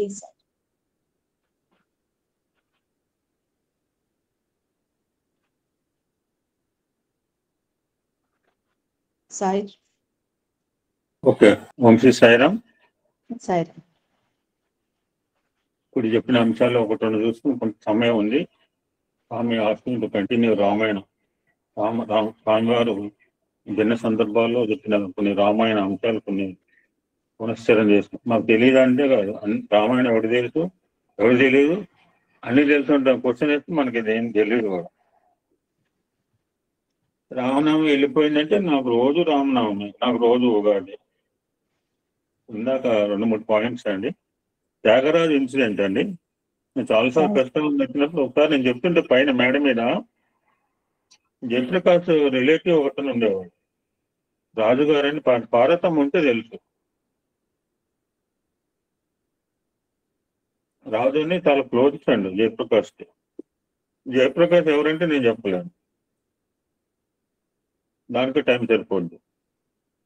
ఒకరోజు చెప్తుంటే స్వామి బహుశా ఇటువంటి వాళ్ళకి బాగా బిగ్ షాట్ లాంటి వాళ్ళకి క్యాన్సిల్ చేస్తారు, ఆ సామాన్య వాళ్ళు చూడడేమో అన్నట్టు ఆయన కాన్సెప్ట్ లో ఉన్నాడు ఆయన రాజు. అతను తన భార్యను కూడా కోల్పోయాడు పాపం. ఇప్పటికీ నా గ్రూప్ లోనే ఉన్నాడు. అప్పుడు నేను చెప్పాను, సార్ త్యాగరాజు లాంటి వాళ్ళు బిగ్ షాట్లకు వాళ్ళకి, లేకపోతే మినిస్టర్ పిఏ గాడు, లేకపోతే ఇంకా ఎల్ఐ మా ఇంటి దగ్గర సార్, నాకు దగ్గర ఒక 1 కిలోమీటర్ దూరంలో ఫ్లవర్ వెండర్ ఉన్నాడు. ఆ ఫ్లవర్ వెండర్ దగ్గర రోజు మా ఇంటికి భజనకు వచ్చి ఆయన దండలు కొనుక్కొస్తాడు. అతను చెప్పాడు అన్నమాట, అట్లా సారింట్లో ఇవాళ 2 సంఘటనలు జరిగినాయండి ఈ ఊరి గురించి. సో అతను వెరీ డెడికేటెడ్ పర్సన్. అతను ఫ్లవర్ వెండర్. డెడికేషన్ గా ఫ్లవర్ వెండరా లేదా అపార్ట్మెంట్ లో ఉన్నాడా అక్కర్లేదండి బాబు. ఆ డెడికేషన్ అబ్బాలి అందరికి రాదు, వంట పట్టదు కూడా. ఎంత కమిటెడ్ ఫ్యామిలీ అండి వాళ్ళు. నాకు వండర్ అనిపిస్తుంది. Being flower vendor. పాపం ఇప్పుడు సిక్ అయ్యాడు, పాపం పార్కిన్సన్ తో సఫర్ అవుతున్నాడు. అయినా కానీ మాకు నారాయణ సేవ అయితే మిగిలిన వాళ్ళు డబ్బులు ఉన్నవాడు, అపార్ట్మెంట్ లో ఉన్నాడు, ఎవడు ఎప్పుడు చెల్లించారండి. ఎవరు పదం రావట్లా, రెస్పాండ్ కారండి ఇంగ్లీష్ లో. తెలుగులో పదం గుర్తు రావట్లా. అంతగా అటువంటి డబ్బులు లేకపోయినా నార్మల్ ఫ్యామిలీ అయినా 5 కిలోలు 10 కిలోలు పులిహార తీసుకొస్తారండి నారాయణ సేవ అంటే. మిగిలిన డబ్బులు ఉన్నాడు ఎవ్వడు రాడు. నేను మా దగ్గర ఒక ఆయన మా డిపి మంచి మెసేజ్ పెట్టాడు, వల్లిమోహన్ వెరీ నైస్ అంది. స్వామి ఒకళ్ళ ఇంటికి పోయాట, వాచ్ అయిపోయిందిట, బ్యాటరీ అయిపోయింది. వాచ్ ఆగిపోయింది చెప్పి దినచర్య ఆగిందా, రోజులు ఆగినా, ఎన్ని రోజులైంది ఆ వాచ్ ఆగి మనకు తెలియదు. నాకు వాచ్ ఉంది, 2 వాచ్లు ఉన్నాయి. ఇక్కడ మొబైల్ వాచ్ చూస్తా, ఇంటి పైన వాచ్ చూసుకునే మాట్లాడుతుంటా. నేను అడగలిగా మాట్లాడా, నాకు టైం ఉంది. అక్కడ వాచ్ అయిపోయింది చెప్పి మనకు ఏమైనా కార్యక్రమాలు అయినాయా? నథింగ్. అని చెప్పి నేను కానీ, లేకపోతే శరణ్య కానీ, లేదా కేబీ లక్ష్మి కానీ, వీరస్వామి ఎవడన్నా గుడికి పోకపోతే ఏం కార్యక్రమాలు ఆగవు. స్వామి కార్యక్రమాలు అలా కొనసాగుతూనే ఉంటాయి. మనం వెళ్ళినా, మనం వెళ్ళకపోయినా, మనం చేసినా, మనం చేయకపోయినా, మనం ఇచ్చినా, మనం ఇవ్వకపోయినా. అప్పుడు చెప్పాను, ఇట్లా ఫ్లవర్ వండరు అత్తగారండి, ఈ ఇన్నోసెంట్ డివోషన్. వాళ్ళతో భజన ఫస్ట్ టైం భజన పెట్టారండి. ఫస్ట్ టైం భజన పెడితే ఈ సాయి సంజీవన్ ఫోటో ఇచ్చాను. గుండెలు కద్దుకుని ఏకదారన బాబా ఫోటో కూడా లేదు. నేను జ్యోతులు కూడా నేనే తీసుకుపోయినా వాళ్ళకి. ఫోటో అక్కడ వాళ్ళకి ఇచ్చేసిన, 2 ఫోటోలు ఇచ్చిన. ఒకటేమో మాకు ఇక్కడ పైన ఎక్కడే ఉండేది, దానికి పూలు పెట్టే అవకాశం కూడా లేదు. ఇప్పుడు నా ఎదురుగా 4 ఫోటోలు ఉన్నాయి. స్వామి ఫోటో ఉంది, సత్యనారాయణ స్వామి ఫోటో, ప్లస్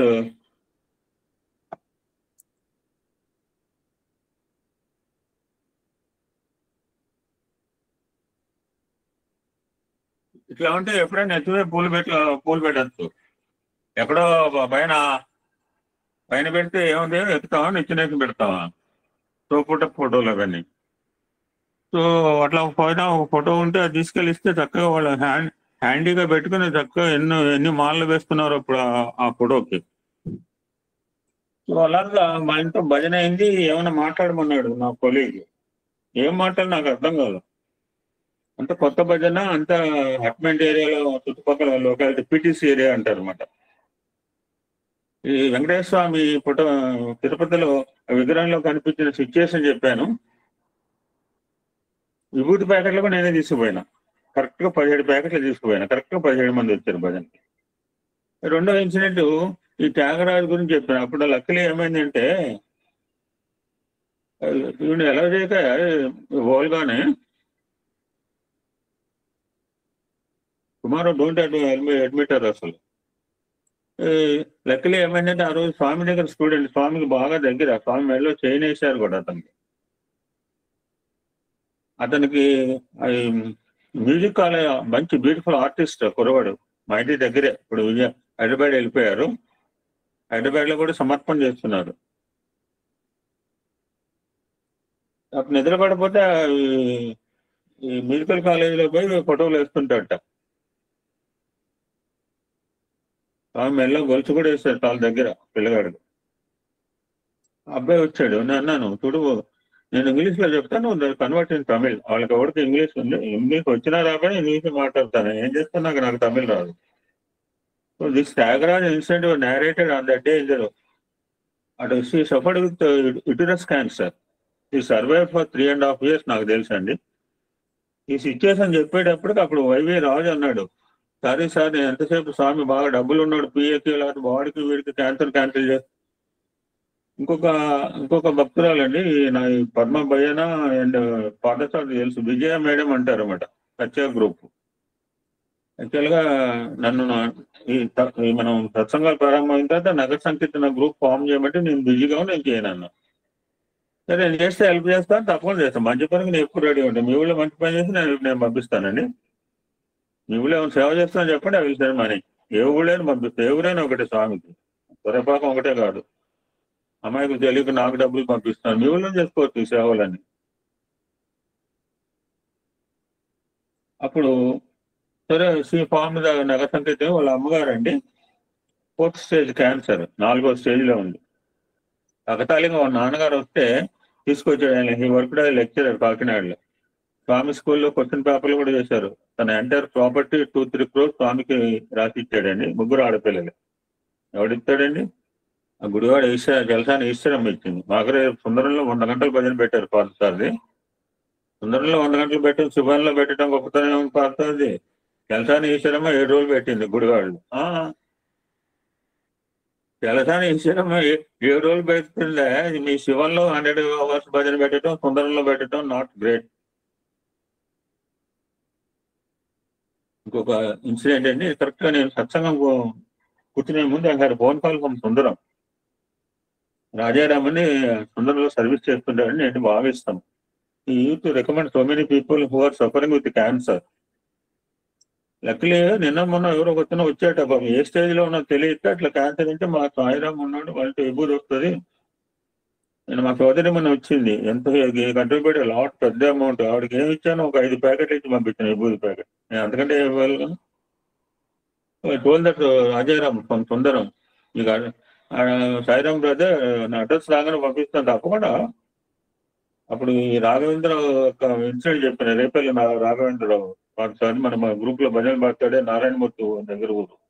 ఇది అతనికి రీసెంట్ గా క్యాన్సర్, లంగ్ క్యాన్సర్ క్యాన్సిల్ అయింది. రాఘవేంద్ర కొడుకు భజనలు పాడతాడు పాఠశాలది, రేపల్లి నేటివ్. ఎస్. ఇక 3వదండి, స్వామి మీరు ఏం తింటారు, మీకు ఎట్లా శక్తి ఉంటుంది, మీరు పంచభూతాల నుంచి ఏమైనా స్వీకరిస్తారా?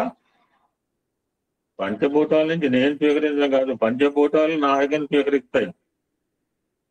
పంచభూతాలకు నేను శక్తి ఇవ్వతే నిర్వీర్యం అయిపోతే ఇందాక అమ్మాయి చెప్పింది శరణ్య. అటువంటి సృష్టి స్థితి లయకారకుడు. నాకు ఇలా సృష్టికర్త కళ్ళకు వచ్చాడు, ఎందుకు నాకు నవ్వొస్తుంది. సృష్టికర్త బ్రహ్మదేవుడు కళ్ళకు వచ్చాడు తెల్లారుదామని, నాకు నవ్వొస్తుంది. బ్రహ్మదేవుడు రోడ్డు మీద కళ్ళకి అంటే కళ్ళ సిచ్యువేషన్ కూడా ఎలా ఉందని మా అబ్బాయి చెప్పిన.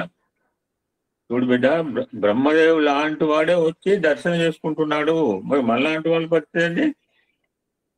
దట్ ఈస్ ద కళ. సాక్షాత్ బ్రహ్మదేవుడు వచ్చే డూయింగ్ ఆఫరింగ్ ప్రేయర్స్. మనం పోకపోతే అట్లాంటి బాబా గారి దగ్గరికి గుర్తుపెట్టుకోండి. సో కొన్ని ఎవరు కొత్తగా వచ్చింది, మణి నాని రెడ్డి. సరే ఎలా చేద్దాం. స్వామి విద్యా విధానాన్ని రామాయణంలో కంపేర్ చేశారు ఒక సందర్భంలో. నాకు తెలుసు విద్య 2 రకాల విద్యలు ఉంటాయి, 2 విధాలు. ఒకటి బహిర్ముఖము, 2వది అంతర్ముఖం.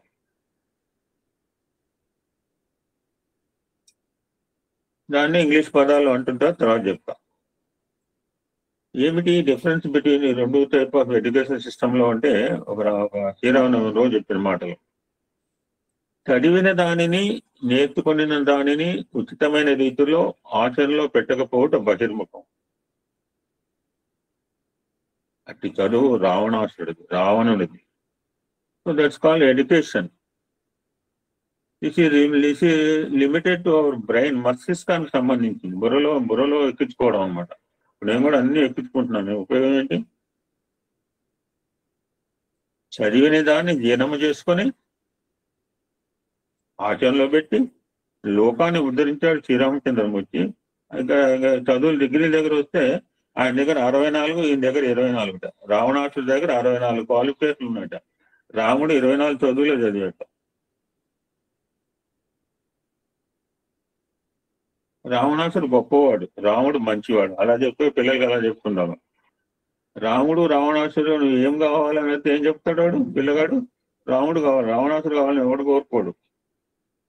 ఎవడన్నా దరిద్ర సినిమాలు తీస్తే చెప్తే.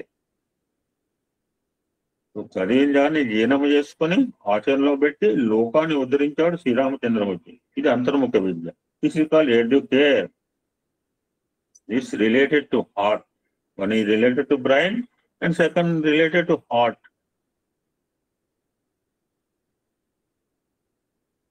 ఇంకో సందర్భంలో Swami narrated about Rama's message and Ravana's message, 2 క్యారెక్టర్ల గురించి చెప్తున్నారు అన్నమాట. 2 చెప్తే ఒకసారి పిల్లలు బాగా ఎక్కుతారు బుర్రకి. What is the message of Sriramachandramurthy and what is the message of Ravana's? First తెలిసి రామ మెసేజ్. సత్యధర్మంలే మానవునికి 2 నేత్రములు. అందుకనే మనకి శృతులు ఏం చెప్తుంటే సత్యం వద ధర్మం చెర, ఇలా పలకాలి. సత్యం వద, వస్తువులు లేవు, ధర్మం చెర. దీనికి రివర్స్ చేస్తున్నారు, సత్యాన్ని వధిస్తున్నారు, ధర్మాన్ని చెరబడుతున్నారు. సత్యధర్మములను ఆచరించి ప్రబోధించి మానవ జీవితంను సార్థము చేసుకోవాలని జగత్తుకు శ్రీరాముడు చాటాడు. This is the message of Ramachandramurthy. Follow the truth, speak the truth and follow the dharma. సత్యం చెప్పు, ధర్మ ఆచరించే, 2 చాలు, ఇంకేం అక్కర్ల సాధనలు. మరి what is the message of Ravanasura? రావణుని తత్వంనకు, వాడి బాడీకి, ఆ శరీర తత్వానికి సత్యధర్మములు 2ను విరుద్ధములే. దట్స్ వై సర్వనాశనం అయ్యాడు అన్నారు స్వామి. మరి చివరకు ఒక మెసేజ్ ఇచ్చాడు పొద్దుపోతూ, ఓ ప్రజలారా, నేను కామంనకు లోబడి కన్నకుమారులను కోల్పోయిన, వాంఛలను అరికొట్టని లేక వంశంనే నాశనం చేసుకున్నాను, రాగమును అరికొట్టని లేక రాజ్యమును భస్మము గావించుకున్నాను. చివరకు నన్ను నేనే నాశనం చేసుకున్నాను. నేను సాధించినది ఏంటంటే అపకీర్తి మాత్రమే. కీర్తి రావాలని టైం పడుతుంది, అపకీర్తి ఏమైనా ఈజీగా వస్తుందండి. ఎమ్మెల్యేని గుడ్ బాయ్ అంటానికి చాలా స్ట్రగుల్ లాట్. నేను కొత్త పిల్లలు 2 అమెరికా నుంచి వచ్చారు బాలయ్య గారికి. గుడ్ బ్యాడ్ గురించి గుడ్ బాయ్ అంటే గుడ్ బాయ్ అన్నాడు. పాప గుడ్ బాయ్లే గుడ్ గా గుడ్ అంటాను పొందడానికి స్ట్రగుల్, హార్డ్ వర్క్ చేయాలి. బ్యాడ్ అంటానికి ఎంత, 1 సెకండ్ లో బ్యాడ్ అనిపించుకోవచ్చు. ఈ మధ్య తమిళ సినిమా వచ్చింది బ్యాడ్ అగ్లీ వరస్ట్ అనేది, చాలా బాగా ఆడేది. మరి కనుక మీరు నావలే సత్యధర్మములకు విరుద్ధంగా జీవించకండి. అది ఈ మాత్రం చెప్పారు ప్రజలకి. నేను సత్యధర్మాలు ఫాలో కాలేకపోయాను, దయచేసి don't follow me, follow the master. నన్ను ఫాలో కాదు, ఫాలో ద మాస్టర్ రామచంద్రుని. రాముని వలె సత్యధర్మములను అనుసరించి సత్కీర్తిని సాధించండి అని పోతూ జనాలకి ఒక మెసేజ్ ఇచ్చాడు. మంచివాడు. So these are the 2 important messages Ramayana అని చెప్పారు స్వామి సందర్భంలో. అంటే వేరే వాళ్ళు ఇవ్వలేదంటే వేరే వాళ్ళు ఇవ్వచ్చు, బట్ ఇక్కడ హీరో అండ్ విలన్ ఇద్దరు కనుక 2 మెసేజెస్ స్వామి హైలైట్ చేశారు. ఆ విధంగా రామాయణం కథలో ఒక ముఖ్యమైన ప్రముఖ పాత్ర పోషించింది హనుమంతుడు. ఒక సందర్భంలో హనుమంతుడి యొక్క గుణగణాలు స్వామి చెప్తూ, అతను రామ భక్తుడిగా ఉన్నాడు, నా దూతగా అంటే రామదూతగా అతను తన కర్తవ్యాన్ని చక్కగా నిర్వర్తించాడు అని స్వామి అనలైజ్ చేశారు. సీతాదేవికి అన్వయిస్తున్న సమయం, వీళ్ళు ఋషముఖ తిరుక్కుంటూ జంగల్లో తిరుక్కుంటూ ఋషముఖ పర్వత ప్రాంతంలో చేరుకున్నారు రామలక్ష్మణులు. వాళ్ళకి తెలియదు, అలా నడుపుతున్నారంటే ఎదుగుతున్నారు, నడుపుతున్నారు. వీళ్ళని చూశాడు దూరం నుంచి సుగ్రీవుడు. సుగ్రీవుడు అక్కడ ఎందుకున్నాడు అంటే నేను ఇప్పుడు మళ్ళీ కథ అంతా చెప్పలేను. వాలికి భయపడి అక్కడ ఉన్నాడు. ఆ కొండ మీద మాత్రం వాలి రాడు, ఎక్కడైనా నలిపేస్తాడు. సో వీళ్ళని చూసి ఎవరు చూసినా భయమే. కవర్ డైస్ మెనీ టైమ్స్ అంటాడు, పిలిపాడు చాలాసార్లు వస్తాడు. ఎవరు చూసినా భయమే పాపం. ఎవడో ఏరుకోలో, ఎందుకంటే అది అలా బతుకుతున్నాడు సుగ్రీవుడు. వాళ్ళు చూశాడు, వాళ్ళు ఎవరో పోయి తెలుసుకురా, వాళ్ళు ఎంక్వైరీ చేసుకురాపో. తన మినిస్టర్ సుగ్రీవుడు మినిస్టర్ హనుమంతుడు సంభాషణ చతురుడు అన్నారు Swami. You know how to speak. మనం ఎవడైనా ఎట్లా మాట్లాడాలో మనం ప్లాన్ చేసుకోవాలండి. అడగంగా ఒక నిమిషం, పిల్లలకు 3 నిమిషాలు ఎలక్ట్రిషన్ కాంపిటీషన్ పెడతాం శరణ్య, మనం 30 నిమిషాల్లో చెప్పలేవు. అనే పిల్లగాడిగా 3 నిమిషాలు చెప్పమంటాం. 3 నిమిషాలు చెప్పమంటే వాడు ప్రిపేర్ కావాలి. 3 నిమిషాలు ఇప్పుడు రాముడి గురించి 3 నిమిషాలు చెప్పమంటే ఏం చెప్తాను, 30 రోజులు ఏం చెప్పినా సరిపోదు రాముడిది. బట్ సంభాషణ చతురుడు అన్నాడు స్వామి హనుమంతుడిని. You know very well how to speak. ముఖ్యంగా ఫస్ట్ రాముడితో మాట్లాడలేదట, లక్ష్మణ్తో సంభాషించాట. లక్ష్మణ్తో మాట్లాడిన తీరుని చూసి ఈ బిరుదు ఇచ్చాడు సంభాషణ చతురుడు అని. లక్ష్మణ, విన్నావా హనుమంతుని వాక్యములు? అతని మాటలు ఋగ్వేదంలోని వినయ విధేయతలను వెల్లడిస్తున్నవి. యజుర్వేదంలోని ధారణా శక్తిని ప్రస్తుతీకరిస్తున్నాయి. సామవేదంలోని విఘ్నతను ప్రదర్శిస్తున్నాయి. అతని మాటలు వింటూ ఉంటే అతడు సర్వశాస్త్ర ప్రవీణుడు అని అర్థమవుతోంది. చతుర్వేద సంపన్నుడు హనుమంతుడు. ఇట్టివాడే నిజమైన భక్తుడు. ఇంతటి పవిత్ర చరిత్రలు భక్తుడు సుగ్రీవునికి మంత్రి కావటం సుగ్రీవుని అదృష్టం లక్ష్మణ అని రామచంద్రమూర్తి హనుమంతుని యొక్క వ్యక్తిత్వాన్ని శ్లాఘించాడు, కీర్తించాడు, ప్రైజ్ చేశాడు. We should praise. మన దగ్గర లేదు, వాడి దగ్గర ఎట్లా ప్రైజ్? మన దగ్గర లేకపోతే ఎటువంటి ప్రైజ్ చేయలేమా? బాగా వాడితే విందా చక్కగా వాడింది కేవీ లక్ష్మీ ప్రైజ్ రాదు. ఎవరు పడితే ప్రైజ్ మంచిగా మాట్లాడితే ఎంత అద్భుతంగా పాడింది కీర్తన, వాడు ప్రైజ్. అరే నేను సరిగా నాకు I should not compare with KV Lakshmi. హనుమంతుడు ఆదర్శమైన దూత. శ్రీరామచంద్రమూర్తి తనకిచ్చిన కార్యమును భక్తి, శక్తి, యుక్తులు, ధైర్య సాధనతో విజయవంతంగా నెరవేర్చినాడు. Duty is god, work worship అంటే ఇదండి. సీతమ్మ జాడ తెలిసేంత వరకు ఎక్కడ విశ్రమించలేదు. రామచంద్రమూర్తి ధర్మమూర్తి, రాముడు అంటే ధర్మమూర్తి, మేనిఫెస్టేషన్ ఆఫ్ ధర్మ. రామ ఇస్ నథింగ్ బట్ రామో విగ్రహాన్ ధర్మ, సాయి విగ్రహాన్ ప్రేమ. రామచంద్రమూర్తి ముందు హనుమంతుడు ఉంటుంటే దీనుడుగా, విధేయుడుగా, ఒబీడియంట్ గా ఉంటుంటాడు. ఒబీడియంట్ గా బిహేవ్ చేసేవాడు, ప్రవర్తించేవాడు. అదే అహంకారి అయిన రావణాసుని ఎదుట ధీరునిగా నిలబెట్టాడు. అప్పుడు అలాగా ఉంచినప్పుడు వాళ్ళందరూ అన్న నువ్వెవరు అని ప్రశ్నించినప్పుడు ఆయన చెప్పిన ఆన్సర్ దాసోహం కోసంద్రస్య అని టోటల్ సరెండరెన్స్ అనమాట. నేను అంజనాదేవి మా తండ్రి వాయుపుత్రుడు, మా అమ్మ అంజనాదేవి, నేను పుట్టకనే రాయి పడ్డాను, నేను సూర్యుడు, ఇవేం చెప్పలా అన్నమాట. నువ్వు కువారి అంటే ఒకటే ఆన్సర్, నేను రామచంద్రమూర్తి దాసాను దాసోహం తవ శుభ చరణం సాయి శివ శివ మనం దాసాను దాసోహం. సో దాస్య భక్తిని పెట్టారనమాట. నా వేద భక్తి మార్గాలు నేను ఎవరో చెప్పారు లిస్టు, అందులో దాస్య భక్తి అనమాట. It's not easy. అహంకారం ఉన్నంత వరకు దాసుడు కాలేము. హరిదాసు, సిరిదాసు, దాసోహం కోతులేంద్రస్య అని టోటల్ సరెండర్. ఒక్క మాటలో ఎట్లాగా సరెండర్ అయిపోయాడు రామచంద్రమూర్తి అని స్వామి ఎక్స్ప్లెయిన్ చేస్తున్నారు. అతను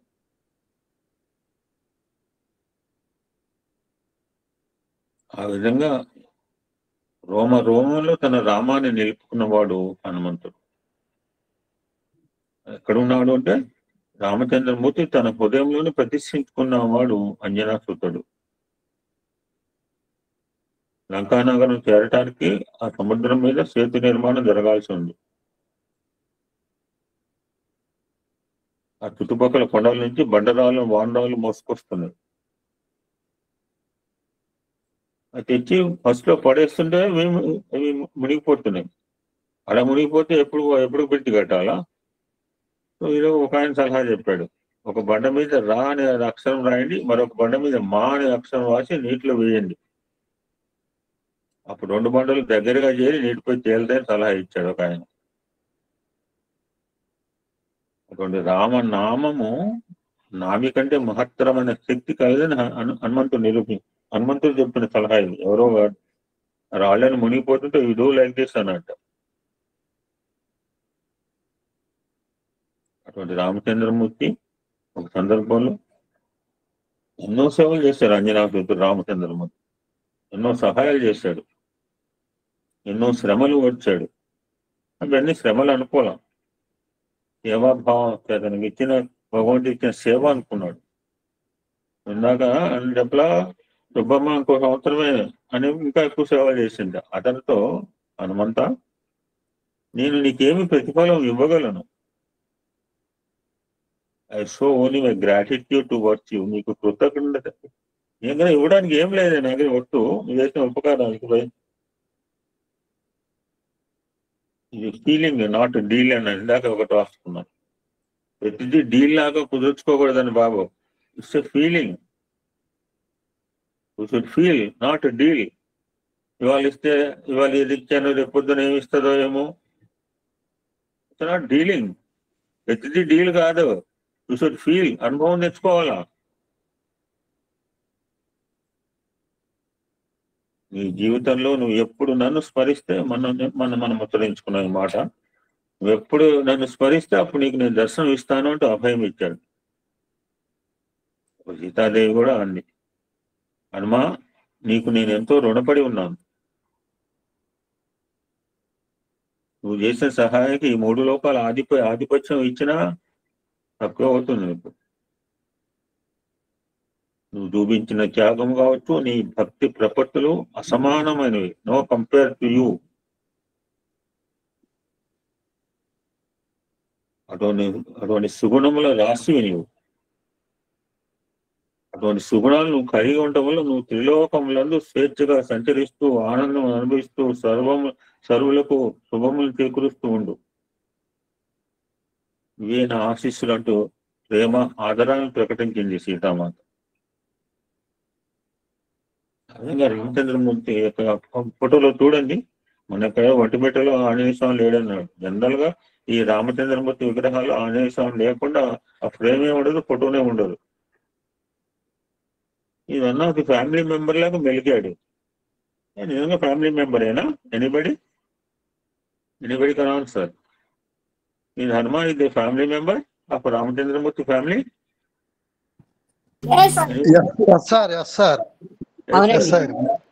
లలితా సుబ్రహ్మణ్యం చెప్పని.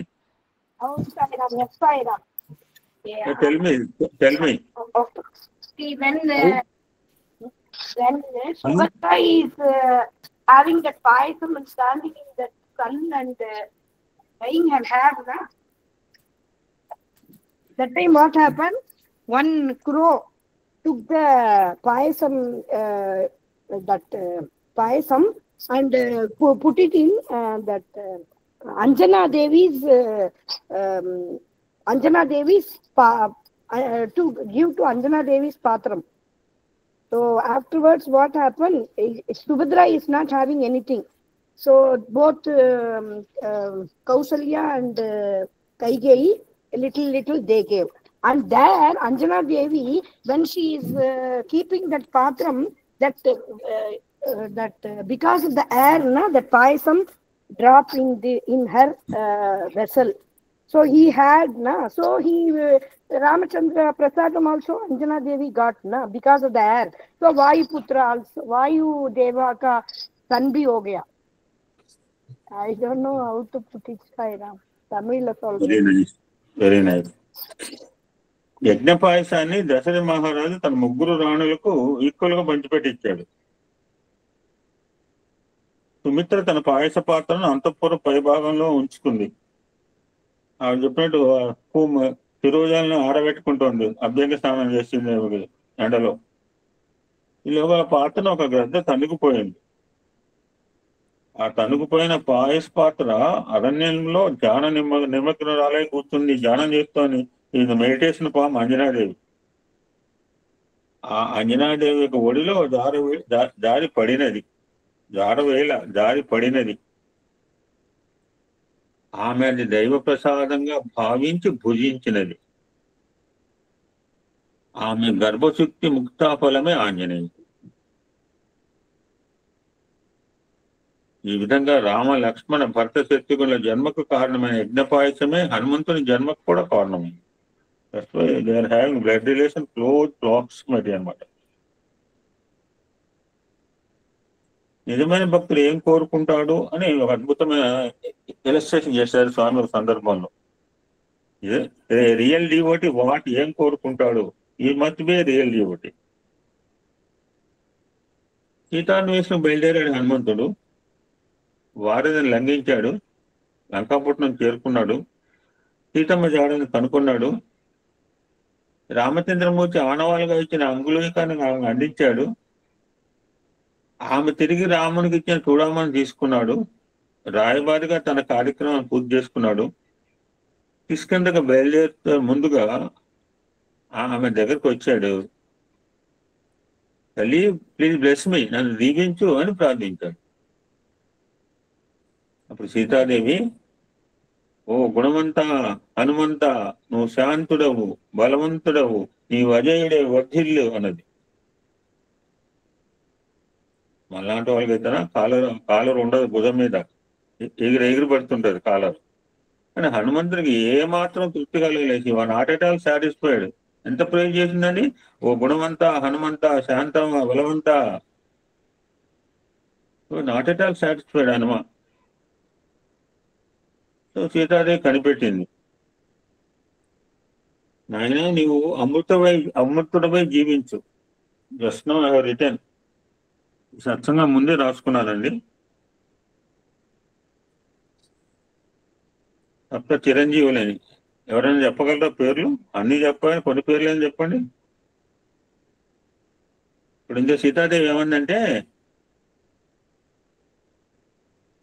నాయన నీవు అమృతుడిపై జీవించు అన్నది. అంటే అమృతుడు అంటే చిరంజీవి అనమాట. సో ఇప్పుడు సప్త చిరంజీవులని మన ఈ మధ్య నేను ఎస్సే కూడా పెట్టాను. ఆ పేర్లు ఎవరికన్నా గుర్తుందా? ఒకటి రెండు పేర్లు చెప్పండి, ట్రై చేయండి. విభీషణుడు, అశ్వత్థామ. విభీషణుడు అగ్రీడ్, అశ్వత్థామ అగ్రీడ్, హనుమంతుడు, అగ్రీడ్, పరశురాముడు, 4 అగ్రీడ్,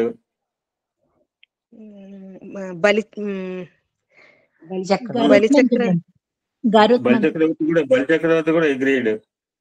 గరుత్మంతుడు లేదు, ఇంకా ఇప్పుడు ఎన్ని చెప్పారు? వ్యాసుడు వెరీ గుడ్. మార్కండేయుడు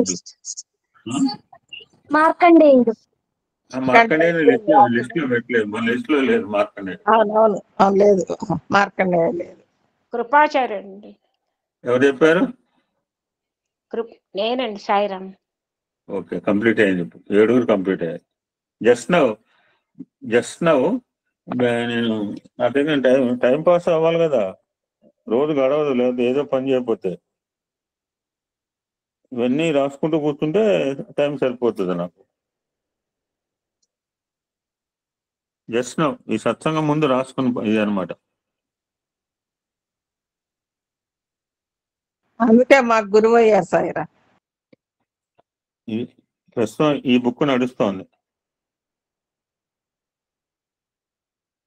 దీనికి జాగా కూడా లేదు బీరువాలో, కొత్త బీరువా కూడా నిండిపోయింది. ఓకే, ఏమంది ఆవిడ? నీవు అమృతుడపై జీవించు అన్నది. హనుమంతుడికి ఆనందం కలగలేదు. అది గుర్తించిన జానకీదేవి, ఓ హనుమ, నీ గుణగణముల ముల్లోకవాసులు కీర్తించేదరుగాక. Everybody praise your glory. Hanuman Chalisa చదువుతుంటారు, తమలపాకులు పెడతారు.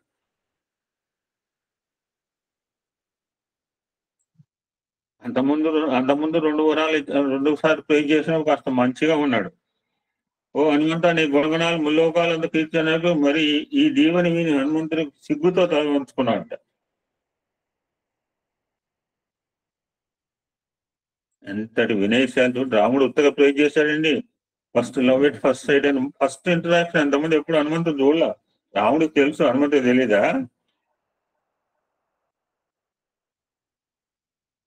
హనుమంతుని ముఖంను చూసి అతని మనోభావాలు గ్రహించింది సీతాదేవి. వీరికి ఎన్ని బిరుదులు ఇచ్చినా ఎన్ని ఇచ్చిన ఫైనల్ గా ఒక మాట చెప్పింది, రాముని అనుగ్రహం నీకు పరిపూర్ణంగా లభించుగాక. ఎగిరి గంటేశాడు. This he wants, because he real devotee. మనకు కూడా స్వామి అనుగ్రహం ఎల్లవేళ మనకు ఉండాలి, పరిపూర్ణంగా 100% ఉండాలి. స్వామి అనుగ్రహం ఉంటది కూడా ఎల్లవేళ. మన తాపత్రయం ఏది, లేకపోతే నేను 2 గంటలు వదిలేసి మీ దగ్గర ఎందుకు కూర్చుంటా, మీరు వదిలేసి నా దగ్గర ఎందుకు కూర్చుంటారు? మన తాపత్రయం ఇదే. ఆ స్వామి అనుగ్రహం మనకు పరిపూర్ణంగా లభించాలని తాపత్ర కింద మీద పడతాము. ఎప్పుడైతే ఈ మాటలందో హనుమంతుడు కోరుకున్న దీవెన లభించింది. This is the bone. So ఏమి తెలుస్తోంది అంటే స్వామి ఒక మాట చెప్పారు, దైవ ప్రేమ కన్నా భక్తులు కోరవలసింది ఏమున్నది? What else? మనకేం చెప్పండి, మీరేం చెప్పండి, ఏమి ఇవ్వాలి స్వామి? స్వామి మనల్ని చూస్తే చాలు, ఇంకేం అక్కర్లేదు.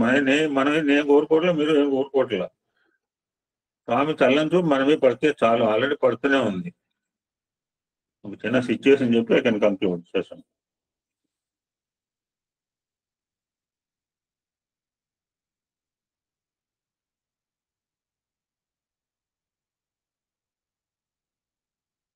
మనం ఇందాక ఒక పదే మన సత్సంగంలో రాముడు ఆదేశ సోదరుడు, ఆదేశ పుత్రుడు, ఆదేశ పతి, ఎన్నో ఆదేశాలు చెప్పుకున్నాం. రామలక్ష్మణులు కుంభకర్ణాది మహావీరులను సంహరించారు. రావణ సంహారానికి సిద్ధమైనాడు. అటువంటి సమయంలో రాముని కంటే మహాశక్తి సంపన్నుడే ఒక మహాబలశాలి యుద్ధరంగంలో ప్రవేశించాడు. రామచంద్రమూర్తి డైరెక్ట్ గా అతనితో మహాభయంకరంగా పోరాడి కూడా జయించలేకపోయాడు, అలసిపోయాడు. వాంట్ టు టేక్ ఎగ్జిట్, విరమించుకుందాం అనుకుంటున్నాడు.